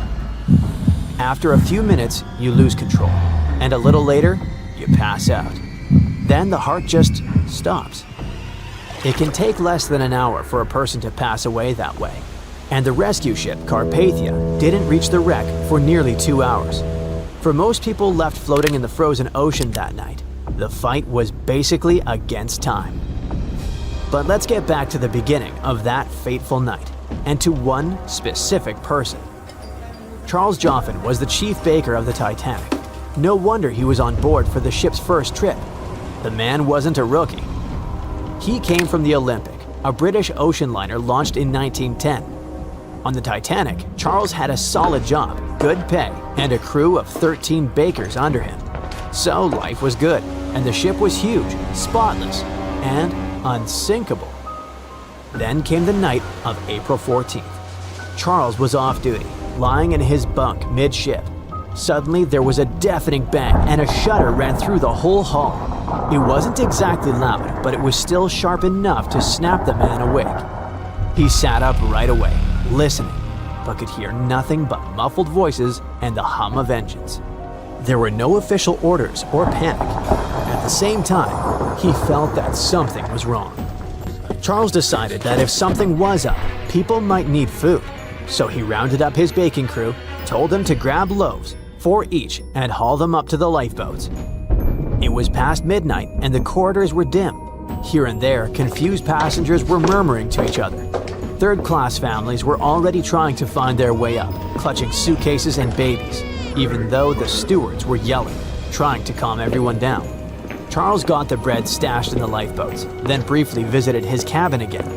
When he headed up again around 12:30, the air was way colder, and he could already feel the tilt, Still small, but very real. On deck, Boat 10, his assigned one, was waiting for him. People had gathered there, quiet but nervous. Chief Officer Wild was barking orders, telling men to stay back, but nobody was rushing anyway. There was no chaos, yet. People hadn't realized the tragedy that had been unfolding in front of their eyes yet.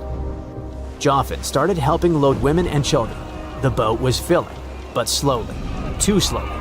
Some women refused to go. They were convinced the ship was safer. What an irony. A few hours before disappearing forever, and people were still sure it couldn't sink. Charles and a few crew members went down to A deck, trying to find more women and kids. Some wouldn't move. Some were crying quietly. Some were just staring. The baker had to carry one woman with a child himself. By the time they got back, the ship was leaning to port and Boat 10 was swinging away from the hull. They had to throw people in now, literally tossing them across the gap. One woman slipped and fell between the lifeboat and the ship's steel wall. Miraculously, Steward William Burke grabbed her by the legs, holding her upside down until others pulled her up, saving her. Through all this, Joffin never got the order to board. Others climbed in. Burke, 2 seamen, but not him. So, he stayed on deck alone. He went back to his cabin, but now the water was in, up to his ankles, and creeping higher every second. The crewmen were struggling to shut watertight doors by hand. Charles headed back up and saw that the deck was empty. Every lifeboat was gone. He didn't panic. Instead, he started hurling deck chairs overboard, one after another, maybe 50 of them, hoping they'll float for someone later. And then at one point, the sound came. A deep, rattling crack. That was the ship's bones snapping. The walls groaned. The floor trembled. Charles heard hundreds of footsteps above his head. People started pouring down from the upper decks. They were screaming and stumbling, some trying to climb railings and others falling. It was all chaos. The baker tried to move with the crowd, but the ship lurched hard to port, and people tumbled like dominoes. He somehow managed to stay upright and climbed up the starboard side.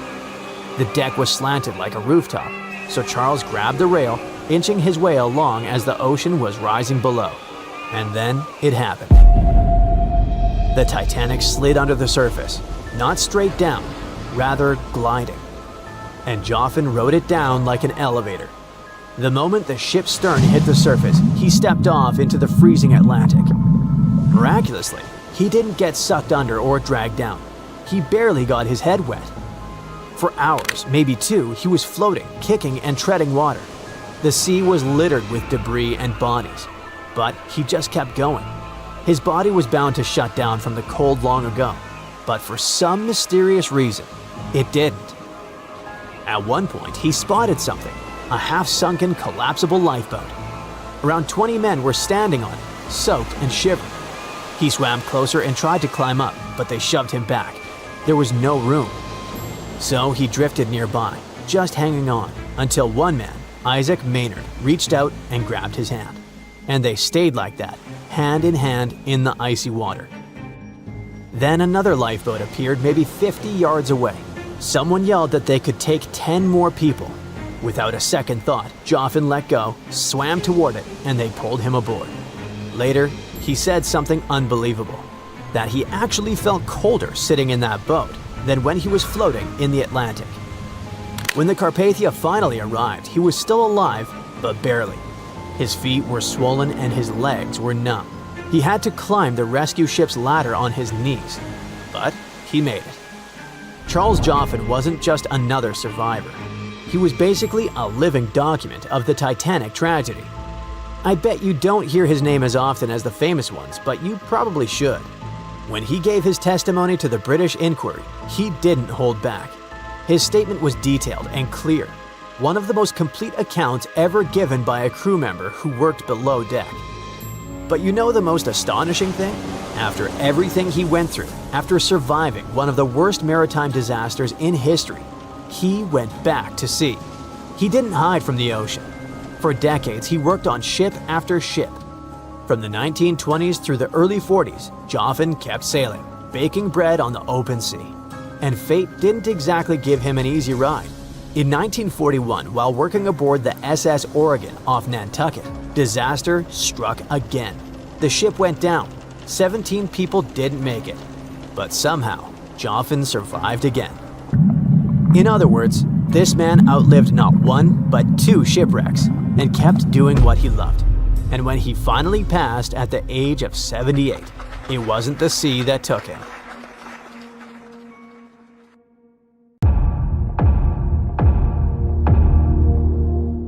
There were no binoculars on board the famous Titanic on the night when they were needed the most. The lookouts were blind, helpless, and doomed, and the ship went down, taking hundreds of lives, right? Well, it's just one of the many myths from a whole ocean of half-truths, rumors, and dramatic retellings the Titanic is still sailing in. There were binoculars on board.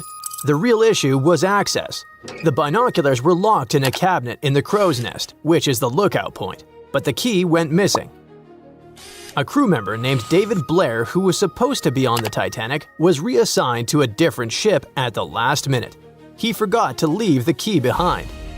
The key to saving hundreds of lives, literally, was sitting in his pocket far away as the Titanic was going down. But we'll never find out what would have happened if the key had been there. The sky was clear that night, but there wasn't a moon to light the way, and there was no wind, so the sea was glassy, and there were no ripples, which are the usual warning signs of icebergs floating around. Then there's the idea that the Titanic was racing across the Atlantic to break a speed record, but historians disagree. The Titanic's crew knew there was ice out there, but instead of slowing down, they just kept going, cruising around 22 knots. That's only a couple of knots slower than her top speed, but the Titanic wasn't being pushed to her limits. Many of her furnaces weren't even fully stoked. And it was normal practice for that time to just keep going and trust those on the lookout to spot the ice before the ship hits it. Those massive Atlantic liners weren't about taking it easy. They were about being perfectly on time. Ships like the Titanic were basically the express trains of the sea, and any delay would have been a PR disaster. So, yeah, they knew the risks, but didn't think it was a big deal. After all, plenty of ships had close calls before and came out okay. They didn't see ice as a huge threat those days, and weren't even afraid of head-on collisions. And have you heard that the White Star Line, the company that owned the Titanic, marketed it as unsinkable? In 1910, the company was hyping up their 2 new ocean giants, the Titanic and her sister ship, the Olympic. Their ads proudly declared these ships were designed to be unsinkable. What the company meant by it was that, on paper, the design should keep them afloat. Later on, they even had to clarify that they never promised the ships were actually unsinkable. By 1911, before the Titanic even hit the water, magazines were already running wild with the idea. Writers were calling her practically unsinkable, pointing to her fancy new watertight compartments as proof. And just like that, a legend was born before the ship even left the dock. After she went down, even one of White Star Line's own executives admitted during the official inquiry that when he first heard the news, he didn't believe it. He genuinely believed the Titanic couldn't sink. But that whole unsinkable thing was never the main selling point. White Star Line wasn't really pushing safety, but selling luxury. The Titanic was supposed to be the crown jewel of ocean travel, massive, elegant, and dripping in comfort. Another story that just stuck with us is that before the iceberg even struck, a coal fire was burning away in one of the Titanic's bunkers. It weakened the ship's hull and made it more vulnerable. Some people even say that fire caused or accelerated the sinking. Well, it's partially true. There was a coal fire in one of the Titanic's coal bunkers before the voyage. Fires in coal bunkers weren't unusual in steamships of the time. They could smolder for days. But it was nothing like a fire that would be raging uncontrollably. Historical timelines, crew logs, and structural analysis all indicate that a fire of such intensity and in such a position couldn't have caused fatal structural damage. If the fire had done that much harm, the ship might have failed even before the collision. But the Titanic stayed afloat for over 2 hours, which means the real villain was still the iceberg. Another twist to the fire story is that it could have distracted the crew, preventing them from dealing with the iceberg situation properly. That sounds more plausible, but still, that's not the same as saying the fire was the real culprit. Speaking of the real culprits, there's no doubt it was an iceberg, but the scale of disaster it caused was way more subtle than a big movie-style gash in the hull. Instead, it produced many tiny fractures in the ship's rivets, seams, and metal joints. Each fracture was almost unnoticeable, but because the ship was cruising, the water was steadily running through those micro gaps under pressure. It slowly seeped into multiple compartments and filled 6 of the watertight sections. The Titanic lingered, hovered, took on water, and was failing compartment after compartment. She sank over a period of 2 hours, rather than going down in minutes. If the iceberg had catastrophically torn open the hull, the ship would have gone down almost immediately, and people would have had no time to react and escape. Sadly, not all of them had that chance anyway. You probably recall the heartbreaking scene from the Titanic movie, where third-class passengers attempt to escape to the decks, but they are locked below in their section. Well, it's only partially true. Yes, there were barriers separating passenger classes, but they were mostly in place to comply with U.S. immigration laws. Third-class passengers going to America in search of a new life had to pass health checks and immigration processing. That's why they were traveling on separate decks. There were some lifeboats for them, although not in the third-class sections of the ship, so they would have to navigate a maze of corridors and stairs to reach the top. And many of the third-class passengers didn't even want to try, as they didn't want to leave their luggage behind. In the end, only about a quarter of the third-class passengers survived, but no one forcefully kept them on the lower decks. Now let's switch gears and discuss the Titanic facts that people used to deny or overlook, but which have since been proven true. For example, most deck plans and diagrams you've seen in Titanic documentaries don't show a hidden deck down under the waterline called the inner bottom. Many outside engineers did not fully understand or discuss it. This hidden deck stretched nearly the full length of the ship and had 44 separate watertight tanks. Most of them were for water ballast, some for fresh water. There were also wing tanks, port and starboard, which helped with balance. The inner bottom was like the ship's built-in organizer. It divided the Titanic into separate sections, allowing different parts to remain balanced and easier to control.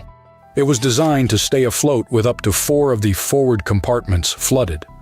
Sadly, the rendezvous with the iceberg opened 6 compartments, and you know what happened next. And finally, my personal favorite Titanic myth is that the ship split cleanly in half, like some Hollywood action scene. Blame James Cameron for that one. We all cried when we saw it, but reality was way uglier. For many years after the tragedy, survivors couldn't all agree on what they saw. Some said the ship went down whole. Others swore it broke apart. No one believed the second group until the scientists found the wreck in 1985. Then, they finally confirmed the truth that the Titanic had indeed broken in 2, but not neatly. The metal twisted, tore, and shredded as the stern lifted into the air, and 2 opposite forces ripped it apart. And to make it even more tragic, the people were still clinging to the back half when it snapped and plunged into darkness. By April 1912, the Titanic was the most expensive and unsinkable ship in the world. These days, the sunken Titanic is associated with some of the most expensive expedition tours in the world. Despite the terrible tragedy, people have built profitable businesses using the famous ship, and these businesses can be very dangerous. The Titanic fell to the bottom of the icy waters of the North Atlantic in 1912. It was more than 70 years before people finally discovered the ship. It happened in the 80s, when researcher Robert Ballard carried out a secret mission to search for sunken submarines. In addition to his mission, Ballard also wanted to search for the wreckage of the Titanic, if he had the time. In short, he did find the Titanic. This discovery became the beginning of big profits, fighting for customers, lawsuits, and the destruction of the wreckage. Shortly after the discovery, Ballard came to the U.S. Congress and testified about the Titanic he'd found. He suggested making a sea memorial out of the wreck's site and leaving this place untouched. In 1986, Ballard installed a plaque on the Titanic, and the story ended there. But not for long. The Titanic tragedy was a popular theme, so many companies realized they could make a lot of money out of it. In 1987, an American company, Titanic Ventures, descended to the wreckage together with the French National Institute of Oceanography and got about 1,800 artifacts from there. Then the company received the rights from the US government to rescue the Titanic by parts. Over the course of several years, they made several other expeditions and took more than 2,000 artifacts. The company created a museum where it exhibited the found jewelry, interior elements, personal belongings of passengers, and a lot more. Some artifacts were put up for auction. The company made good profits and inspired many others to do the same. For example, let's take a look at this pocket watch. It belonged to a guy named Edmund Stone, who was a first-class steward. The watch stopped at 2:15 a.m. when it fell into the icy ocean water. After almost 100 years, it was sold for 130,000 euros, which is about $135,000, and is far from the highest price. Another item is the Titanic's ship plan. This is one of the most authentic artifacts from the ship, and it had a practical use. Experts used this blueprint to investigate the wreckage. It helped them understand where the iceberg had struck the Titanic. This plan was sold at auction for $320,000. Do you remember that moment in the movie when the ship began to sink and the violinists started playing their last song? It was actually true. There were real musicians on board who were playing till the end. One of them was Wallace Hartley. Unfortunately, he didn't survive the disaster, but his violin did. Even though it's impossible to play it, it was sold for $1.5 million. In general, as you understand, the hunt for the Titanic's artifacts turned out to be quite profitable. Then, director James Cameron came down to the Titanic. In 1997, he released his famous movie with the same name, and the popularity of the Titanic soared. Collecting the artifacts was no longer so interesting. People wanted to go down to the famous ship on their own. The high demand provided a good supply. In 1998, British company Deep Ocean Expeditions organized tours to the Titanic for only $32,500. From that time until 2012, the company conducted 197 dives to the wreckage of the ship, and during this time, the ticket price doubled. The company, Titanic Ventures, which was the first to get an artifact from the sunken ship, later received the name RMS Titanic Inc., and it sued Deep Ocean Expeditions because it believed that its exclusive rights to salvage the ship's artifacts prevented other companies from conducting underwater tours.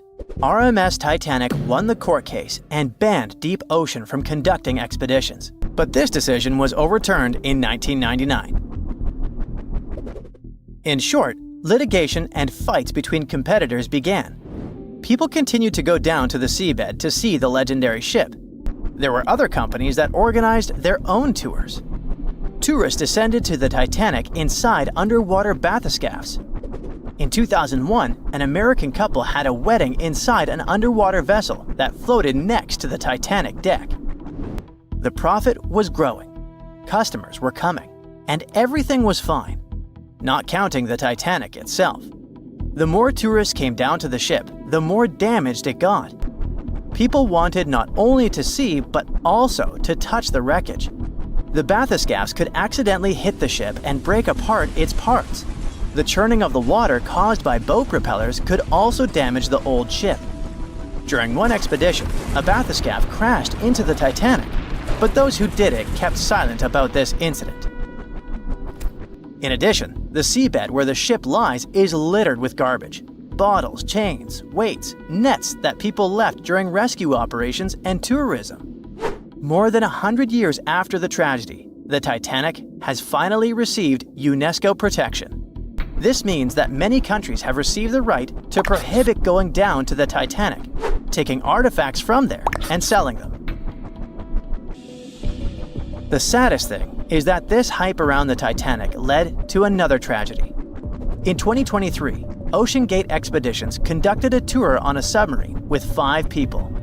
This was the famous Titan bathyscaphe you've probably heard about.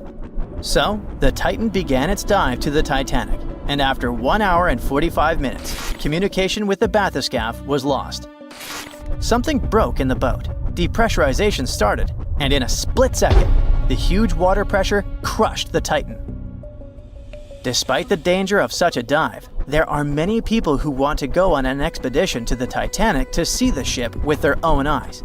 They're not even deterred by the price of such a tour, which has increased by several times. But for those who don't have several $100,000, oceanographers and divers have created a digital copy of the sunken Titanic. Using a computer, you can visit the ship, walk through its halls, cabins, and deck. The copy has preserved some parts of the ship which don't exist anymore. For example, the famous railings on the ship's bow where Leonardo DiCaprio hugged Kate Winslet have recently collapsed. And you can also visit museums dedicated to the Titanic. There, you'll see various photos, elements of the ship, personal belongings of passengers, and many other artifacts. Anyway, if you have a lot of money and you still want to go down to the Titanic, think twice. And in general, ordinary scuba diving is a rather dangerous thing. These are the problems it can cause. When you dive underwater without preparation and come up too fast, you're likely to encounter decompression sickness, which is also called the bends. Due to the rapid decrease in the pressure that surrounds you, nitrogen bubbles move through the body and might cause paralysis, severe discomfort, spinal cord damage, and many other troubles. Wait a minute, what are nitrogen bubbles doing in your body anyway? Your cylinders contain compressed gas that consists of nitrogen and oxygen. And when you inhale this substance and the pressure around you sharply decreases, nitrogen accumulates in bubbles. According to Henry's law, the solubility of gases in a liquid is directly proportional to the external pressure. The liquid is flowing in your veins and arteries, and the external pressure is tons of seawater around you. Any change in your body pressure can also cause loss of consciousness, and underwater depths are not the best place to faint. Check out on YouTube what happens to people who don't adhere to safety regulations and experience the bends. You'll see that this is a rather unpleasant feeling. What if you get a bad instructor, or you panic and start rising too fast? Or the depth might turn out greater than you expected. Of course, when you're inside a bathyscaphe, looking at the Titanic through the window, you feel much more comfortable. But if you're going to scuba dive to big depths, good preparation is vital for you.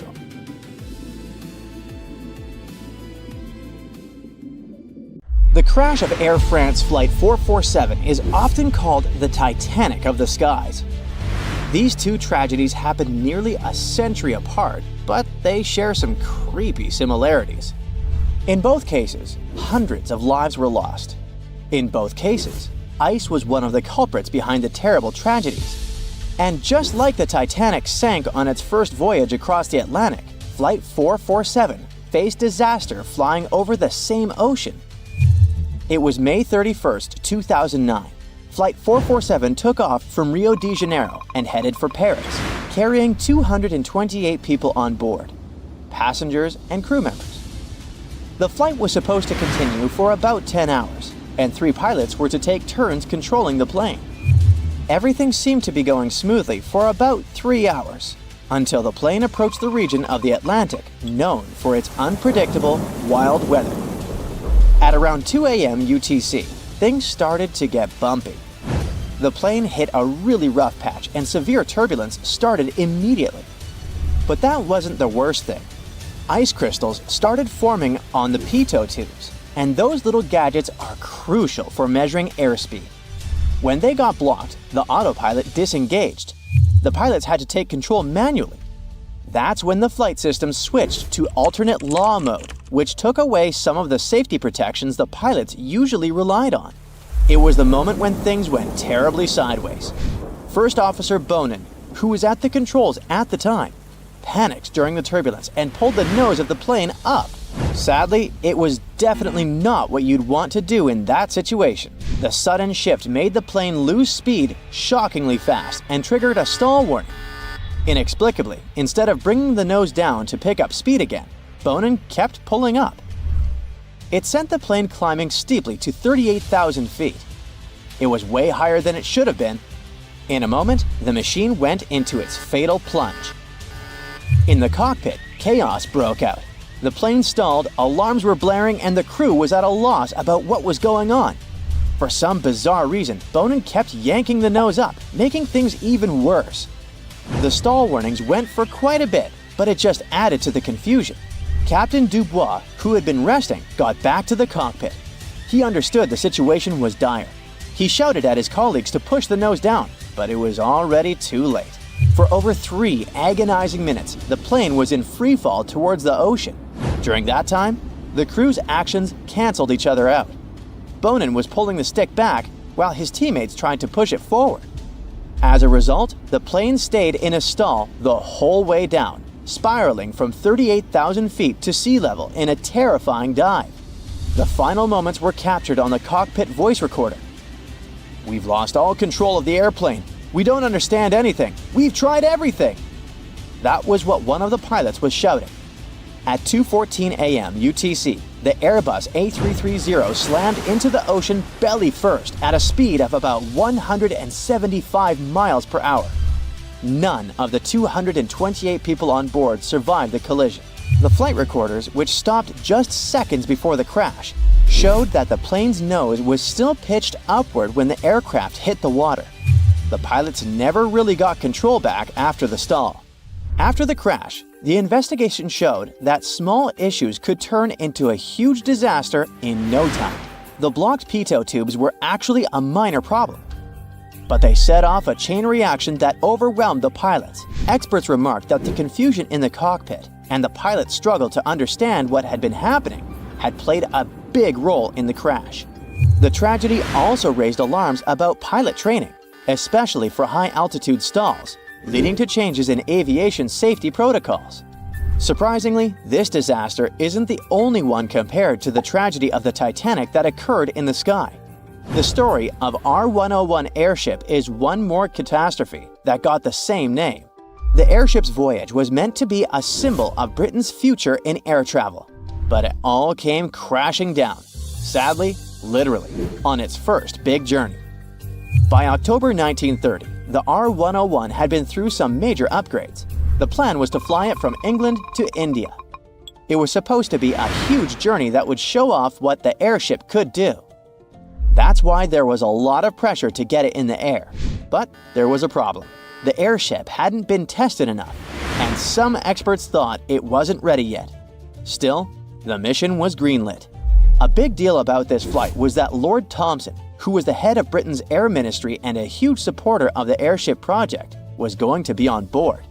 He was determined to make the trip a success and gather support for the Imperial Airship Scheme, Britain's dream of using airships for long-distance travel across the empire. So, along with other important officials, engineers, and crew members, Lord Thomson boarded the R101 for what they hoped would be a historic flight to India. Little did they know about the tragedy that would happen soon. On the evening of October 4th, the R101 lifted off from Cardington, England. The plan was to head to France, refuel there, and then continue the journey to India. But right from the start, things didn't go great. The weather was bad, with rain and strong winds. It made the massive airship difficult to control, plus it already had some technical problems that hadn't been fully solved.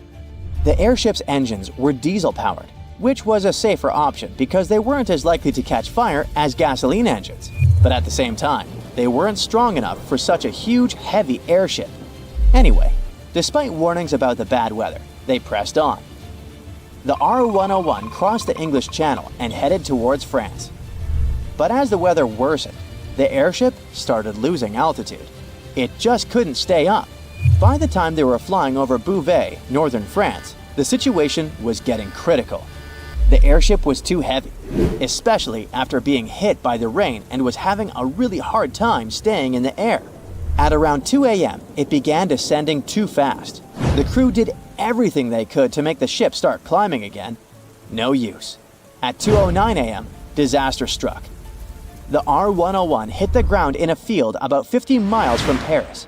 But it wasn't the worst.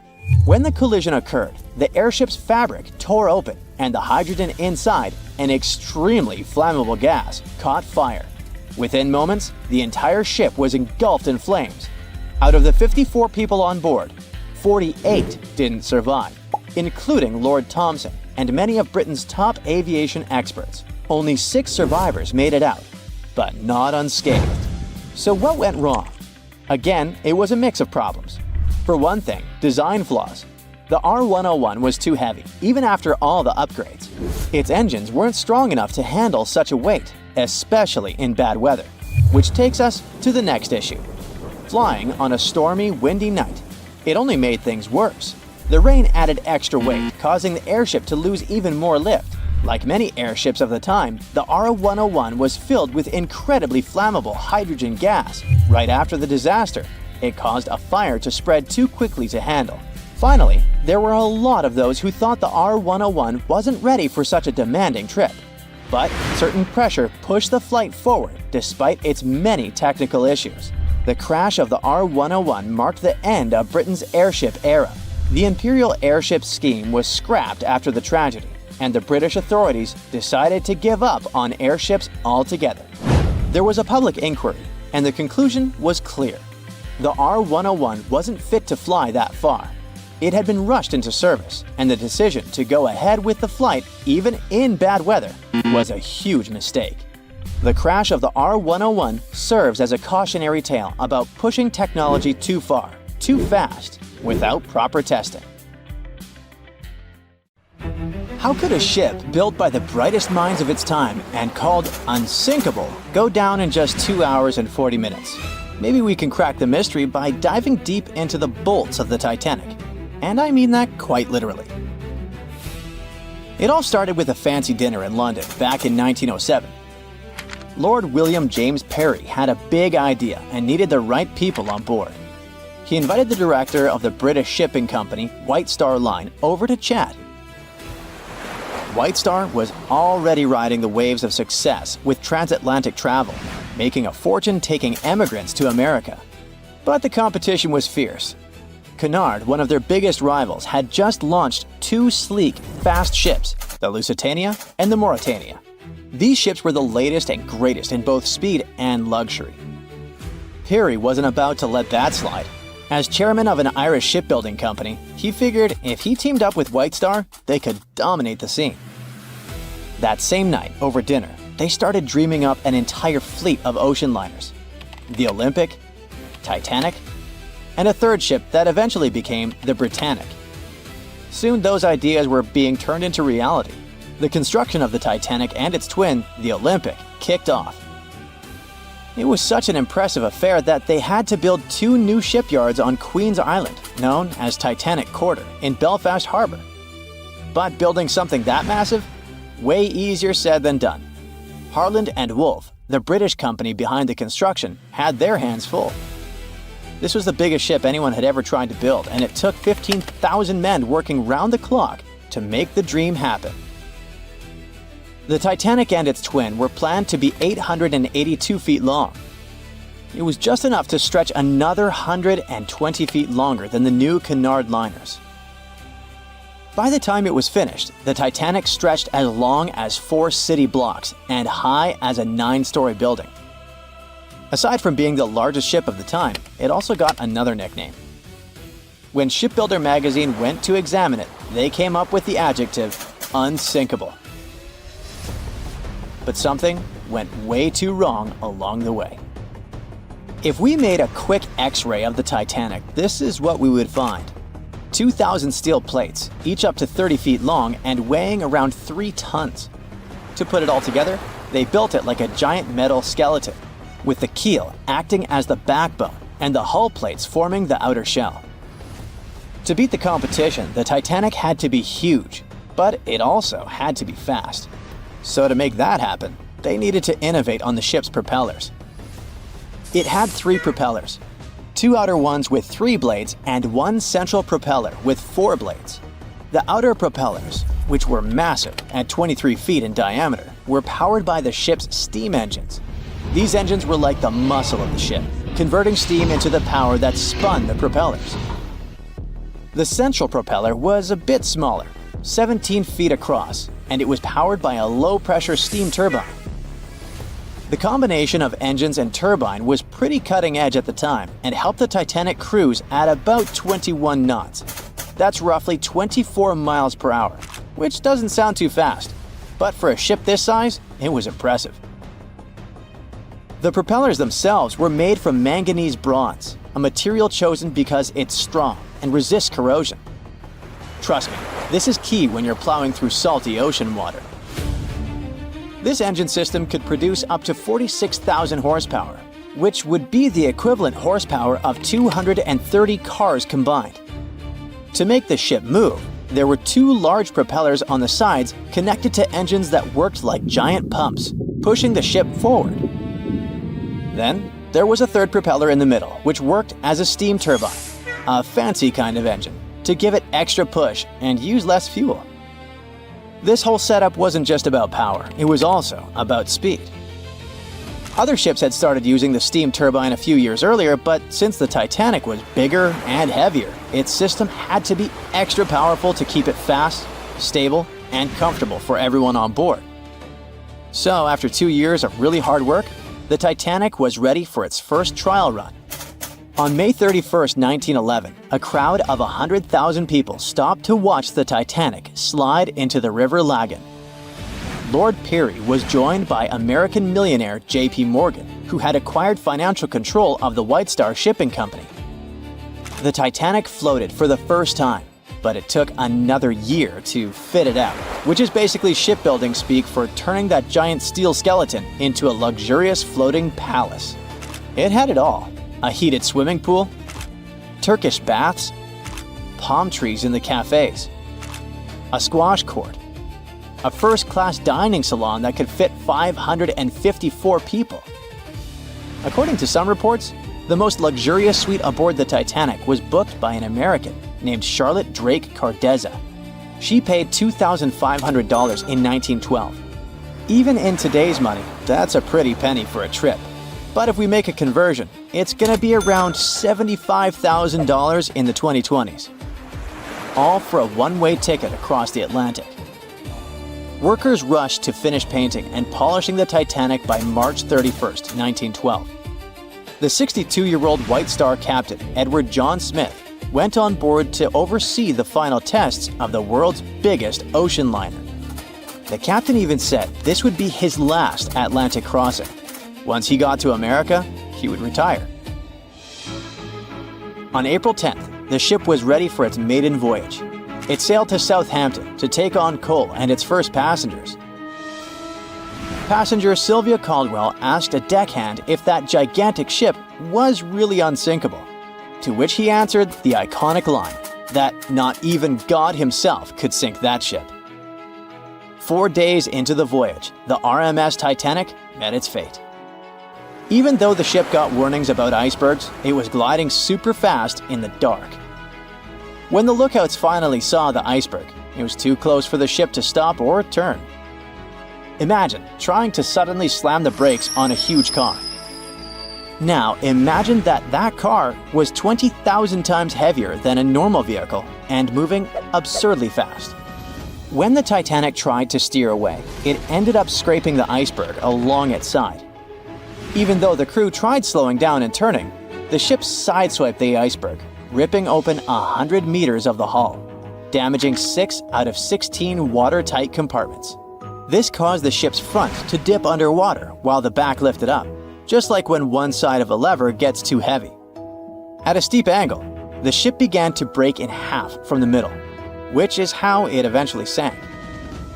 But why did the hull and rivets break so easily? A 1991 expedition discovered pieces of the Titanic's hull and found that the steel used was extremely brittle, especially in freezing temperatures like those on the night of the sinking. The steel didn't bend or give under pressure. It shattered like glass, making the impact much worse. Chemical testing also revealed that the steel had high levels of sulfur, which weakened it. This kind of brittle steel, combined with the high speed and freezing temperatures, was a recipe for disaster. Okay, there were material flaws, but the ship's design also had some serious issues. Those watertight compartments weren't fully sealed at the top. So as water flooded in, it spilled over from one compartment to another, speeding up the sinking process. If the ship had been built with better steel, a double hull, or improved watertight compartments, the disaster might have been avoided. Maybe even long enough for the RMS Carpathia to come and rescue everyone on board. The Titanic wasn't unsinkable, but for that time, it was a triumph of engineering and luxury. The thing is, even the best designs can't always beat nature.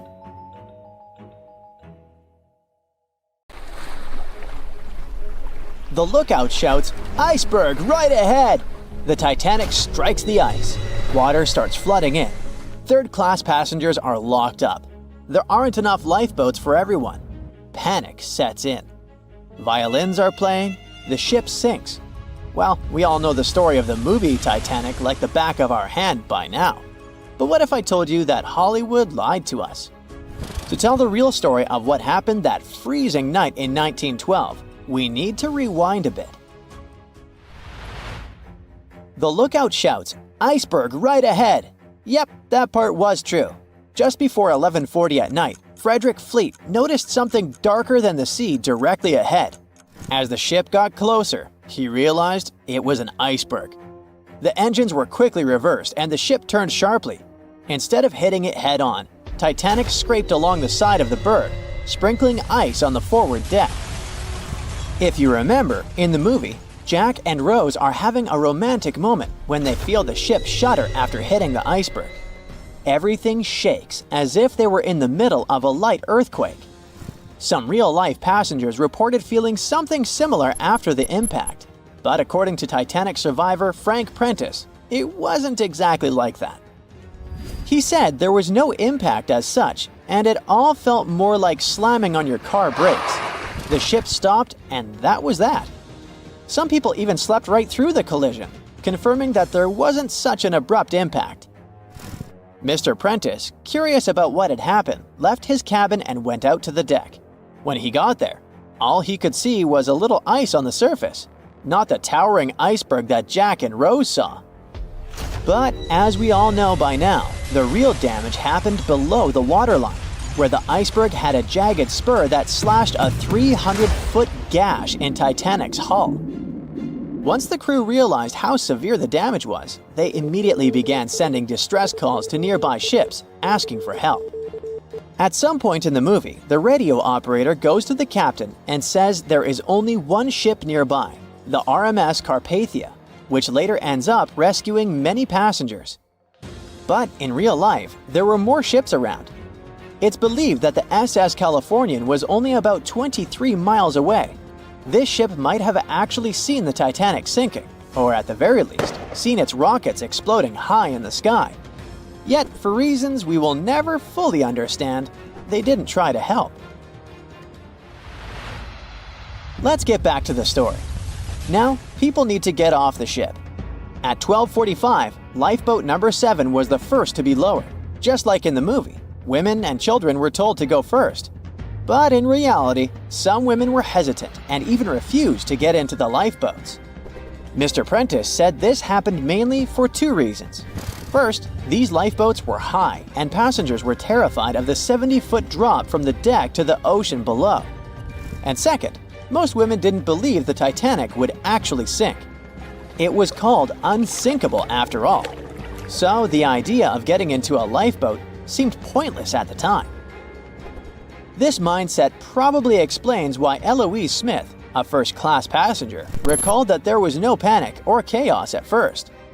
Other survivors backed this up, saying that no women or kids were crying. But one thing that was indeed concerning, at least for the crew, was the possibility that the lifeboats might buckle under too much weight. This is one of the theories why the first few lifeboats left carrying only a fraction of their full capacity. Like lifeboat number 7, which only carried 27 people in it, even though it could hold up to 65. In total, Titanic had 20 lifeboats, which could carry about half of the 2,200 people on board that night. But that didn't happen. And now we know the passengers had no idea there weren't enough for everyone. As women were calmly getting into the first lifeboats, musicians headed up to the deck. Their only goal was to play and keep the passengers calm. That's a pretty well-known fact. But the real story is that some survivors said they never saw or heard the band. No violinists whatsoever. It's not like Hollywood misled you, though. The musicians did play for over 2 hours after the ship had hit the iceberg. So maybe these passengers were just too panicked to notice the songs, or the musicians started playing later than we think. Now, it's time to talk about the terrible treatment that third-class passengers received. The movie portrayed the crew as cruel, locking the less fortunate below deck like animals, giving them no chance to reach the lifeboats and save their lives. But the official inquiry into the disaster suggested that wasn't true.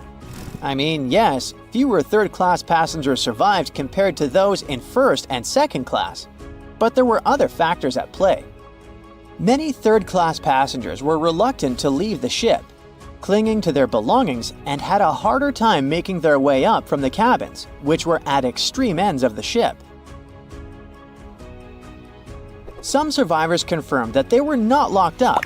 In fact, it was quite the opposite. Mrs. George Wabi, a Lebanese woman traveling in third class, said that when chaos had erupted, some brave crew members and well-dressed first-class passengers had actually helped her get up to the first-class deck and eventually onto a lifeboat. At first, the Titanic was sinking slowly, bit by bit. Passengers reported seeing the water rising and hearing pops and cracks. Then, there was a loud boom.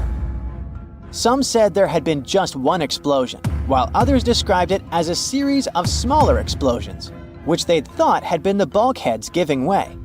And there's also a group of people who said they had only heard a rumbling sound. So not everyone agreed on the sound they had heard, but one thing is a fact. By 2:18 in the morning, the lights on Titanic went out, and the ship plunged into complete darkness. As the bow continued sinking, the stern rose out of the water, putting immense pressure on the middle of the ship. This caused the Titanic to break in two. In James Cameron's movie, this moment is pretty dramatic, with the ship sinking almost straight down into the water. But in reality, the break probably happened at a much lower angle, likely just below the waterline. Even so, it tilted enough that people couldn't stay on their feet and started sliding into the water. One interesting thing is that it wasn't until the wreckage was found in 1985 that it was finally confirmed the Titanic had broken apart. Up until then, survivors had given conflicting stories. At least 8 survivors claimed they had seen the ship split. Emily Ryerson, a first-class passenger, described it as if the Titanic had been sliced in half with a knife. But there was also a small number of witnesses that insisted Titanic had gone down intact. At the time, this theory was more accepted because most people still didn't believe that the supposedly indestructible ship could break in half. So why the conflicting reports? Okay, so what you don't see in the movies, for obvious reasons, is how incredibly dark it was when the tragedy happened. It was like being in a room with no light, where you can only make out shapes and shadows. That's what it was like on the lifeboats. This means passengers couldn't really see what was happening, and most of those who were close to the ship either lost their lives or were too focused on trying to survive to pay attention to the details of the wreck. Although James Cameron's film didn't fully capture how terrifyingly dark the disaster truly was, the 2012 TV series Titanic did a better job of showing the pitch-black horror of that night. Even then, the reality was much darker and more terrifying than either of these two productions could portray. In 1998, a diver picked up a strange sonar blip next to the wreck of the Titanic. This blip bugged scientists for over 20 years. The sonar system was clearly showing some huge object was hiding next to the most famous shipwreck in history. The scientists couldn't decide if it was coming from another shipwreck, some sort of a geological feature, or something else they didn't even expect to find there. The mystery was finally solved only in 2022. Paul Henry Nargeolet, the diver who first discovered the blip, teamed up with other researchers and went on a new expedition. They found a whole deep-sea reef made up of various volcanic formations and packed with marine life 9,514 feet under the surface. It turned out the reef was the source of the mysterious blip the sonar had detected. They found sponges, corals, fish, lobsters, and other creatures on top of the basalt ridge. The team made a lot of pictures, videos, and took water samples to study later. They're using computer models to figure out how all the animals and plants found there survive in the deep sea. This can help scientists solve the old mystery of how sponges and corals can spread out across the ocean. These creatures need something solid to hold on to as they grow and multiply. But they also survive in muddy places where it's hard to find these solid surfaces. And it's important for scientists to understand what helps them do it. All of this research is part of a bigger project to see how fragile underwater worlds might change or survive in the future. There's another mystery near the Titanic that Nargeolet wants to explore in the future. He noticed another blip between the Titanic and a newly discovered reef a long time ago. Nargeolet thinks this new mystery object might be even bigger than the reef. The Titanic is lying on the ocean floor in two big pieces pointing in different directions. After it had sunk, the boilers, which show where it went down, were found about 600 feet east of the back end of the ship. The bow of the Titanic remained intact when it hit the seabed, but the stern was completely mangled because of the implosions it went through during the descent.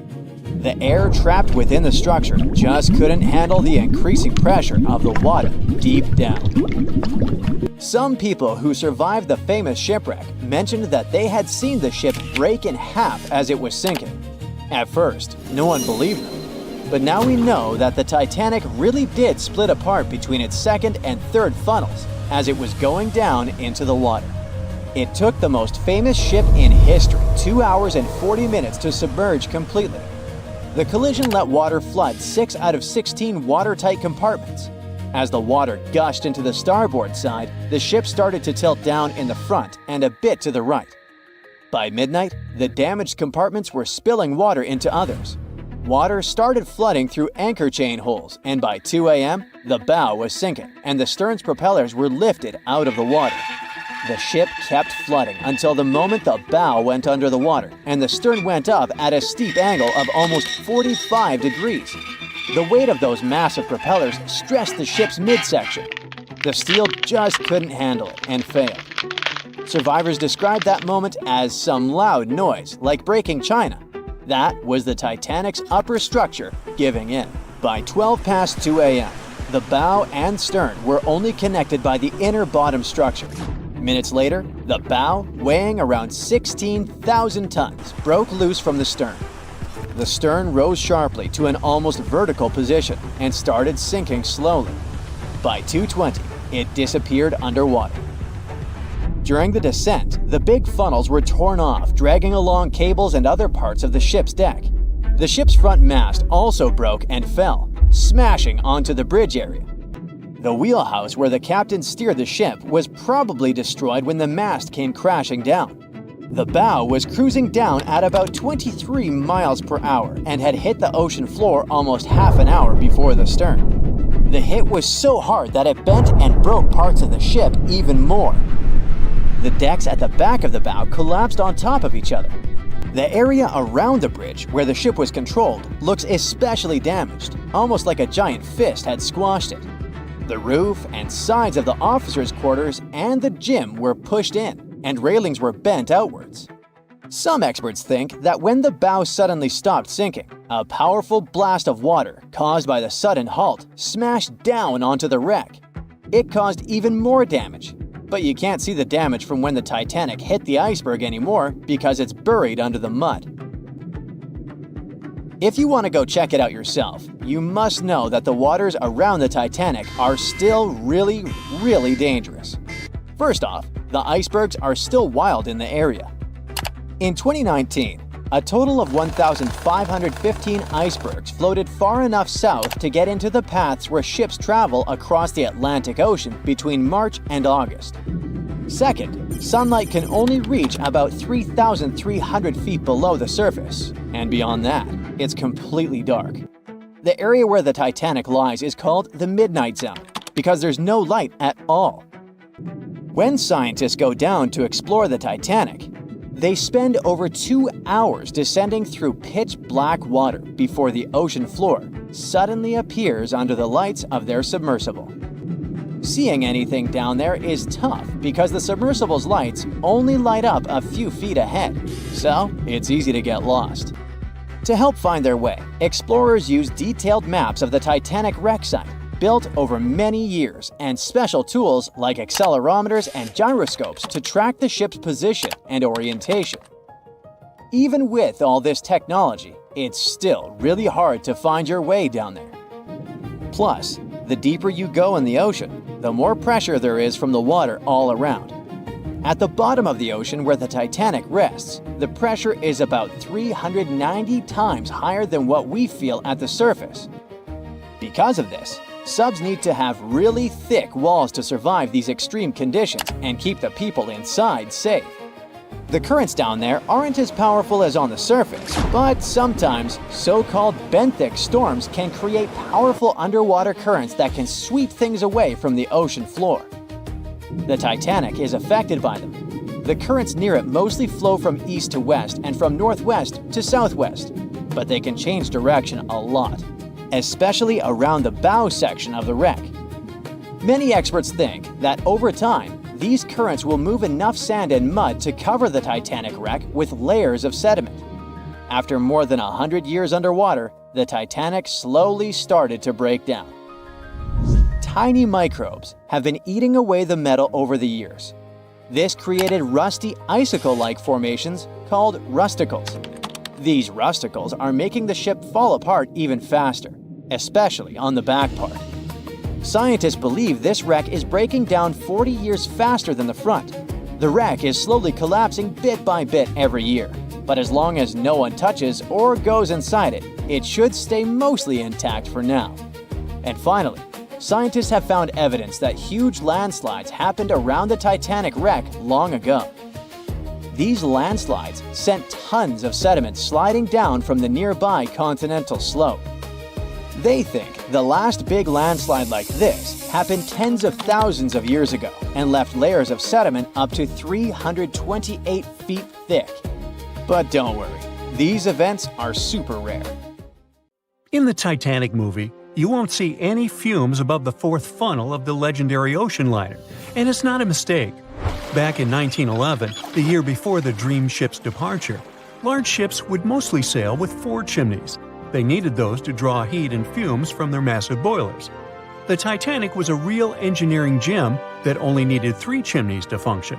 So the fourth was added for balance and more impressive looks. The White Star Line thought the public would have been disappointed to see only 3 pipes on the greatest ship of all time. The Titanic's sister ships, the Olympic and the Britannic, also had 1 fake funnel each for the same reason. The dummy chimney wasn't completely useless and served for ventilation.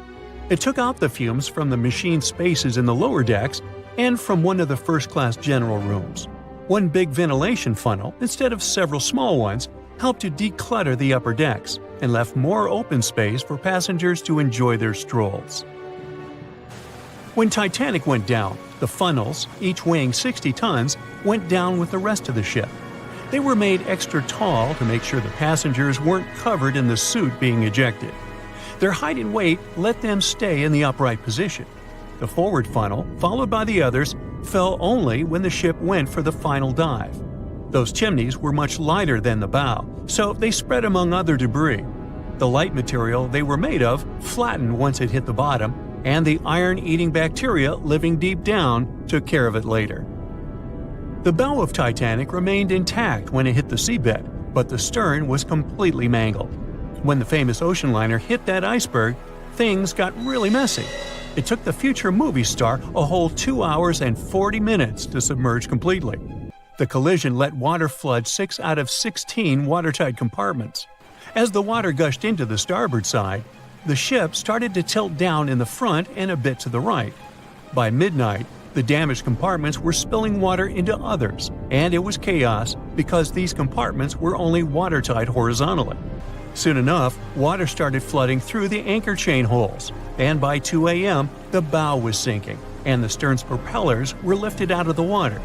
The ship kept flooding until the moment the bow went underwater, and the stern shot up almost 45 degrees. The weight of those massive propellers stressed the ship's midsection. The steel just couldn't handle it and failed. Survivors described that moment as some loud noise, like breaking china or falling gear.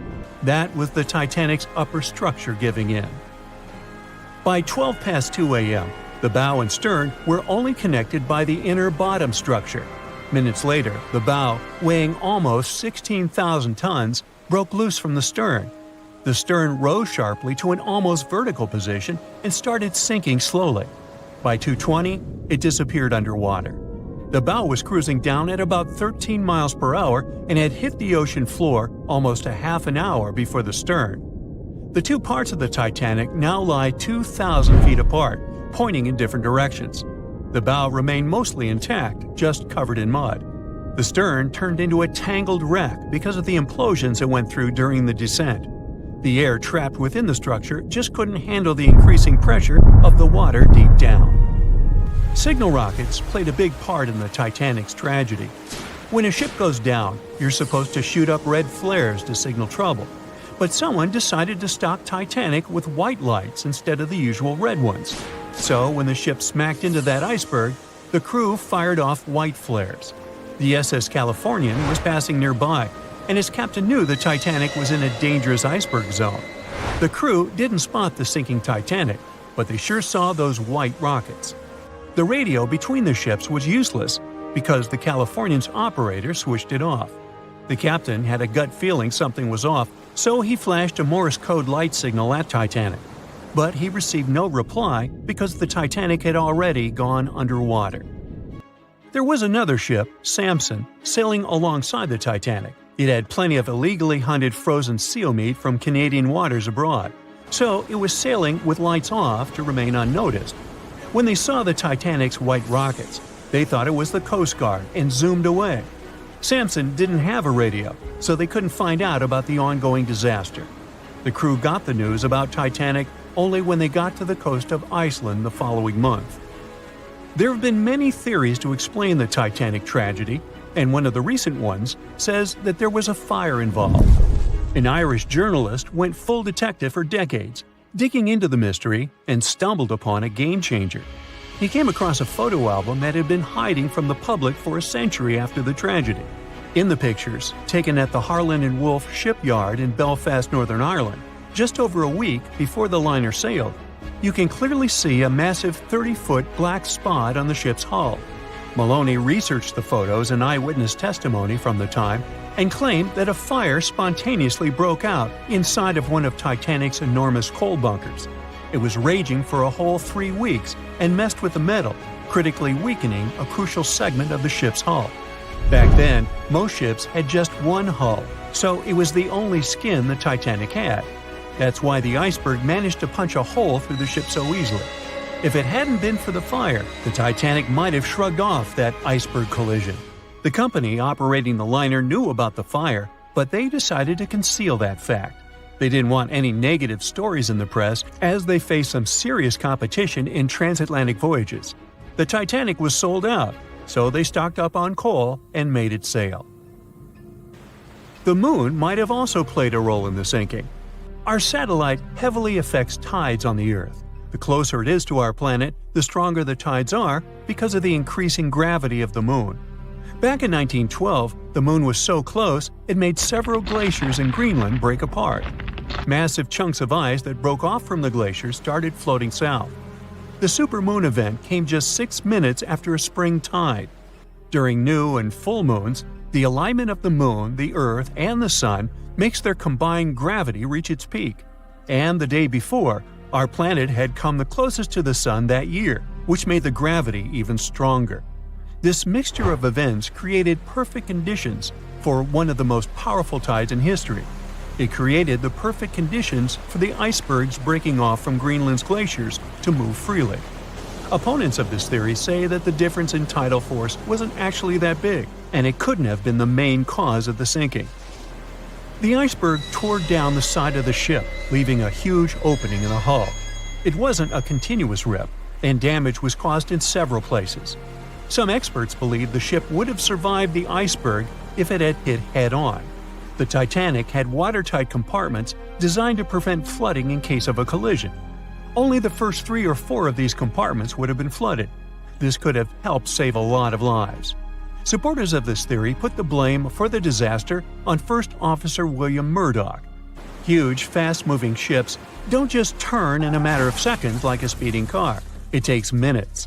When Murdoch realized the collision was inevitable, he tried dodging left to avoid a direct hit. But despite his efforts, the ship still collided with the iceberg. You know the rest. It seems like we all cried watching the heartbreaking goodbye of Jack and Rose from the Titanic. Oops, spoiler, sorry. But the real-life stories from the sinking of the famous ship were no less touching. Joseph LaRoche was born in 1886 in Haiti to a wealthy family. He was growing up without a dad, but his mother was a self-made woman and a respected merchant. His uncle was the head of his country. Joseph was fluent in French, Creole, and English. At the age of 15, Joseph realized he wanted to become an engineer. There were no engineering schools in Haiti, so he moved to France to get his education. The journey took him a whopping 83 days. Still, in his student years, Joseph met Juliet in a suburb of Paris through a mentor. They soon became friends, and then it grew into something bigger. The couple decided to get married. There was only one problem. Joseph couldn't find a well-paid qualified job even after completing his studies because of racial discrimination. The intelligent young man realized he could do better. Plus, he needed to provide for his growing family. His 3rd kid was on the way. His uncle back in Haiti promised he'd help Joseph secure a job as a mathematics professor. His mother was overjoyed that her son and his family would be living in Haiti. She bought them first-class tickets for the French liner La France as a reunion gift. But that liner had really weird rules separating parents from their offspring for meals. The LaRoches didn't want to leave their youngsters and make them feel sad on a trip across the ocean. So they decided to trade their first-class tickets for La France for second-class tickets for RMS Titanic's maiden voyage. The Titanic was all the hype, and it didn't separate families, so it looked like a great deal. They planned to change for another ship in New York that would take them straight to their final destination in Haiti. The family boarded the Titanic on April 10, 1912, at Cherbourg. They had 3 days to enjoy the luxurious staterooms, a dining salon, a library, and 3 outdoor promenade decks available to second-class passengers. Juliet sent a letter to her father from Titanic's final stop in Queenston, Ireland. She told him they were more than happy with the accommodation. They had 2 bunks in their cabin and a couch that converted into a bed for their youngest family members. The family made friends with some nice co-passengers with whom they had traveled together from Paris. She thought they had been the only other French people on board, so they sat together for meals. Juliet mentioned they had all spent time together on the deck of the liner. She also wrote the people on board were friendly, although some sources say the family had gone through quite a lot of mean stares, gossip, and remarks. On the night of April 14th, their exciting journey came to an abrupt end. Even though Titanic's wireless operators had received warnings about drifting ice from nearby ships, the liner continued to plow ahead at full throttle. It was around 11:40 p.m. when Titanic's hull collided with the iceberg around 370 miles off the coast of Newfoundland. The practically unsinkable ship was severely under-equipped with lifeboats, enough for only about half of its 2,200 passengers. The nearest rescue ship, the Carpathia, was too far away to help. A steward woke up the LaRoche family and took them to the lifeboats, as Juliet remembered later. She couldn't speak any English, so everything that was going on seemed even scarier to her. A little after midnight, the crew received the order to give priority to women and children when boarding the lifeboats. Juliet later remembered a terrible panic had begun, as people had been pushing each other to get to the desired seat. At some point, she felt they had pulled away her older daughter and thrown her into the abyss. A moment later, she had joined her Simone in the same emptiness. So, pregnant Juliet and her 2 daughters got spots in Lifeboat 14. But they had to say goodbye to Joseph as the boat was being lowered into the sea. He wrapped his coat around Juliet, saying she'd need it, and promised to get in another lifeboat and see her and the little ones again in New York.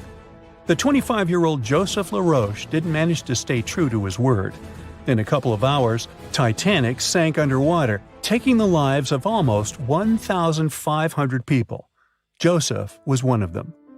Juliet and the girls were among the 700 survivors who had been rescued by the Cunard liner Carpathia several hours later.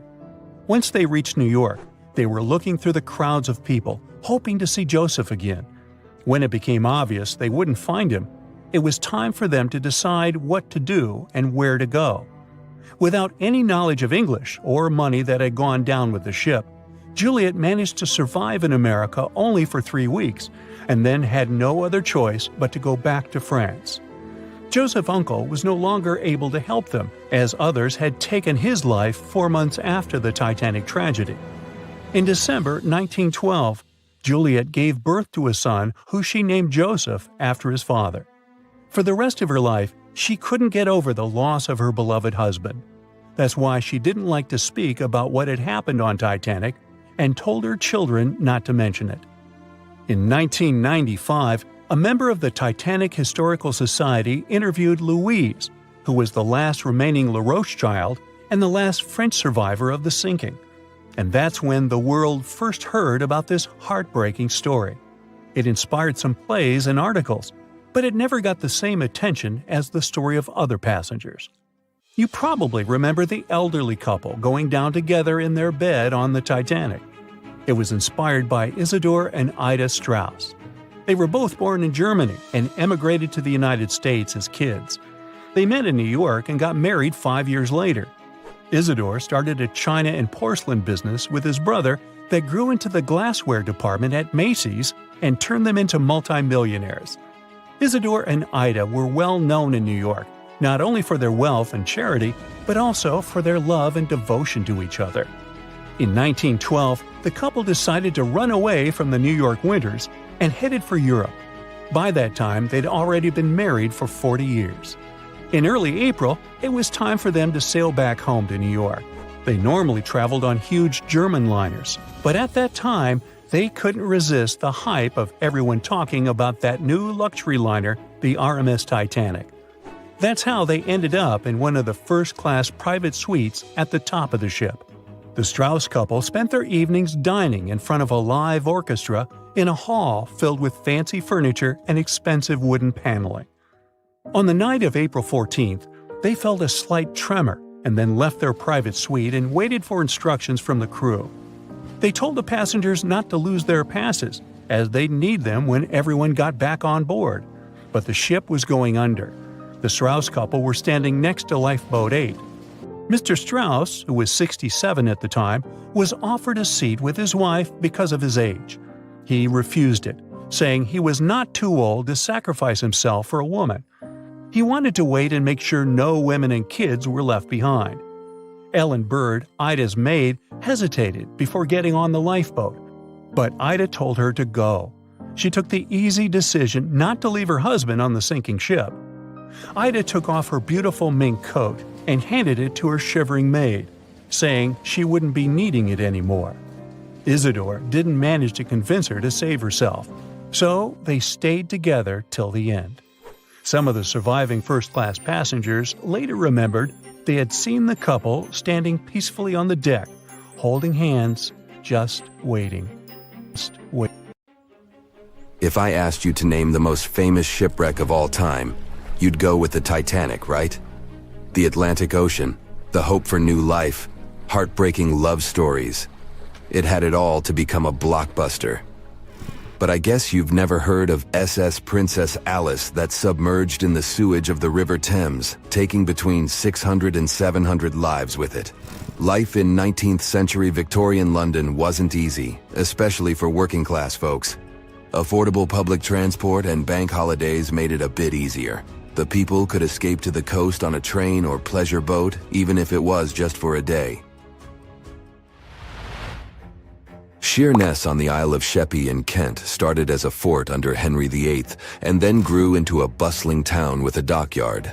When they added a railway station in 1863, it became a prime destination for day trippers and holidaymakers. Seaside promenades, charming piers, and a whole bunch of fun stuff to do by the sea. It had it all. A bit inland along the River Thames, you had the Rocherville Gardens. These gardens had archery lawns, bowls, mazes, lakes, cliff walks, and even a floral bazaar. Plus, there was an aviary, a bear pit, and a skeleton of a lost whale that had taken a wrong turn in the Thames. Londoners of the late 19th century could hop on a train or cruise along the Thames by boat, and both options were pretty popular.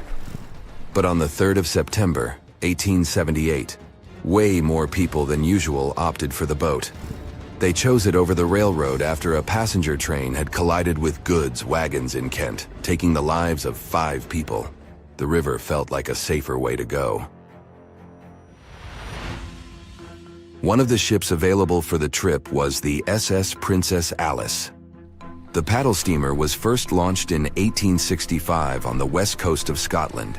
Its original name was the Bute, and it was used as a ferry for the passengers of the Wemyss Bay Railway Company. A couple of years later, it was sold and renamed after Queen Victoria's 3rd child. Then, it was sold again and got the nickname the Shah's Boat, as it transported the Shah of Persia up the Thames to Greenwich in 1873. The ship had gone through several alterations in its lifetime. It got new boilers and watertight bulkheads. The Board of Trade had inspected it and marked it safe. In the year of its final voyage, it was officially allowed to carry up to 936 passengers between London and Gravesend in calm water. On the day of the tragedy, Princess Alice was on what was called a moonlight trip downstream from Swan Pier near London Bridge to Sheerness, Kent and back.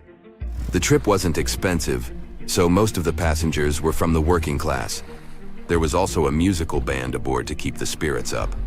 The 3rd of September was a bright day, and many families were happy they could catch some final summer sun rays and enjoy fresh sea air.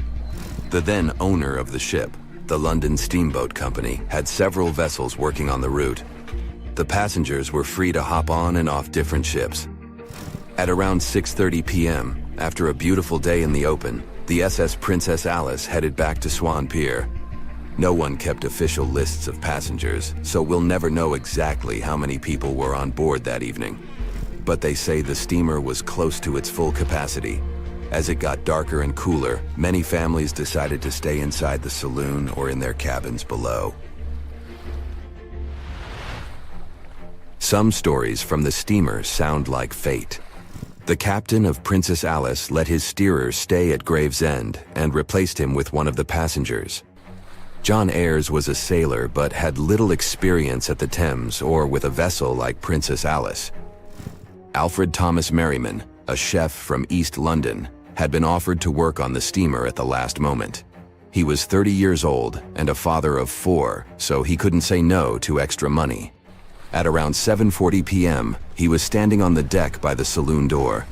By that time, Princess Alice had passed Tripcock Point and entered Galleon's Reach. The passengers could see the North Woolwich Pier in the distance. Many of them planned to disembark at that stop. And that's when Merriman noticed a huge ship carrying coal. It was Bywell Castle. This vessel normally carried coal to Africa, but it had just been repainted at a dry dock. Bywell Castle was going to Newcastle to pick up some coal and transport it to Alexandria, Egypt. The ship's captain, Harrison, wasn't too familiar with these waters, so he called in Christopher Dix, a seasoned Thames River pilot, to lend a hand, even though he didn't have to. The ship had a fancy raised forward part below the deck, and Dix couldn't quite see what was in front of him. So, they had a sailor on lookout duty. As they set sail from Millwall at the speed of 5 knots, 5.7 miles per hour, they tried to stick to the middle of the river, but other boats had other plans.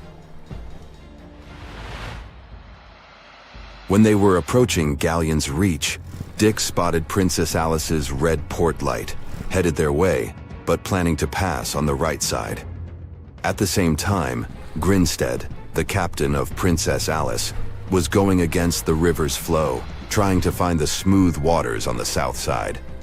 He adjusted his course, steering into Bywell Castle's path. Both crews realized they were headed for a collision. Dix tried to steer clear and even ordered reverse full speed on the engines, but it was too late. The Bywell Castle collided head-on with the Princess Alice, which was much smaller, weighing less than a third of the 890-ton coal-carrying collier. It sliced the passenger steamer in two. As Merriman remembered later, laughter on board immediately changed into screaming and panic. Some people rushed to the bridge for safety. Merriman hurried to the captain, asking what to do next.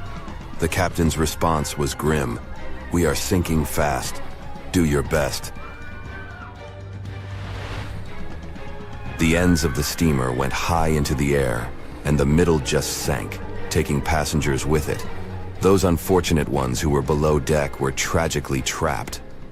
The impact caused tons of untreated sewage to gush from outlets near the collision site. The water became a frothy mess of unprocessed waste with a horrible odor. It was potent enough to make even the most resilient sailors retch. Amid the chaos, passengers struggled for life in the contaminated water. They inhaled lungfuls of hazardous waste without knowing. The crew aboard the Bywell Castle sprang into action. They dropped ropes from their deck, urging Princess Alice's passengers to climb aboard. Anything that could float, from planks to barrels, was tossed into the water to serve as flotation devices for those in need. Other members of their team launched a lifeboat, saving 14 people. Nearby boats, moored along the riverbanks, joined the mission, plucking survivors from the water. Many of Princess Alice's passengers didn't know how to swim, and it was even trickier for ladies wearing long, heavy dresses. Merriman was among the lucky ones who could swim. He first held on to a piece of wreckage, and then, when others got to it, swam away and caught onto a rope hanging over the side of the Bywell Castle. They managed to save around 130 people this way. Another survivor was Robert Haynes, who played in the Princess Alice band. He was fond of ships and had noticed the Bywell Castle a couple of minutes before the collision. He chose not to follow the rest of the band, who went downstairs for a break, and that saved his life. Princess Alice's sister ship, Duke of Teck, arrived 10 minutes too late to assist with the rescue efforts. Only 2 people who had been below deck or in the saloon managed to survive the collision.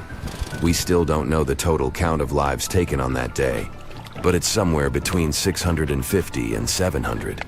And what makes this story even more tragic is that it has been mostly forgotten.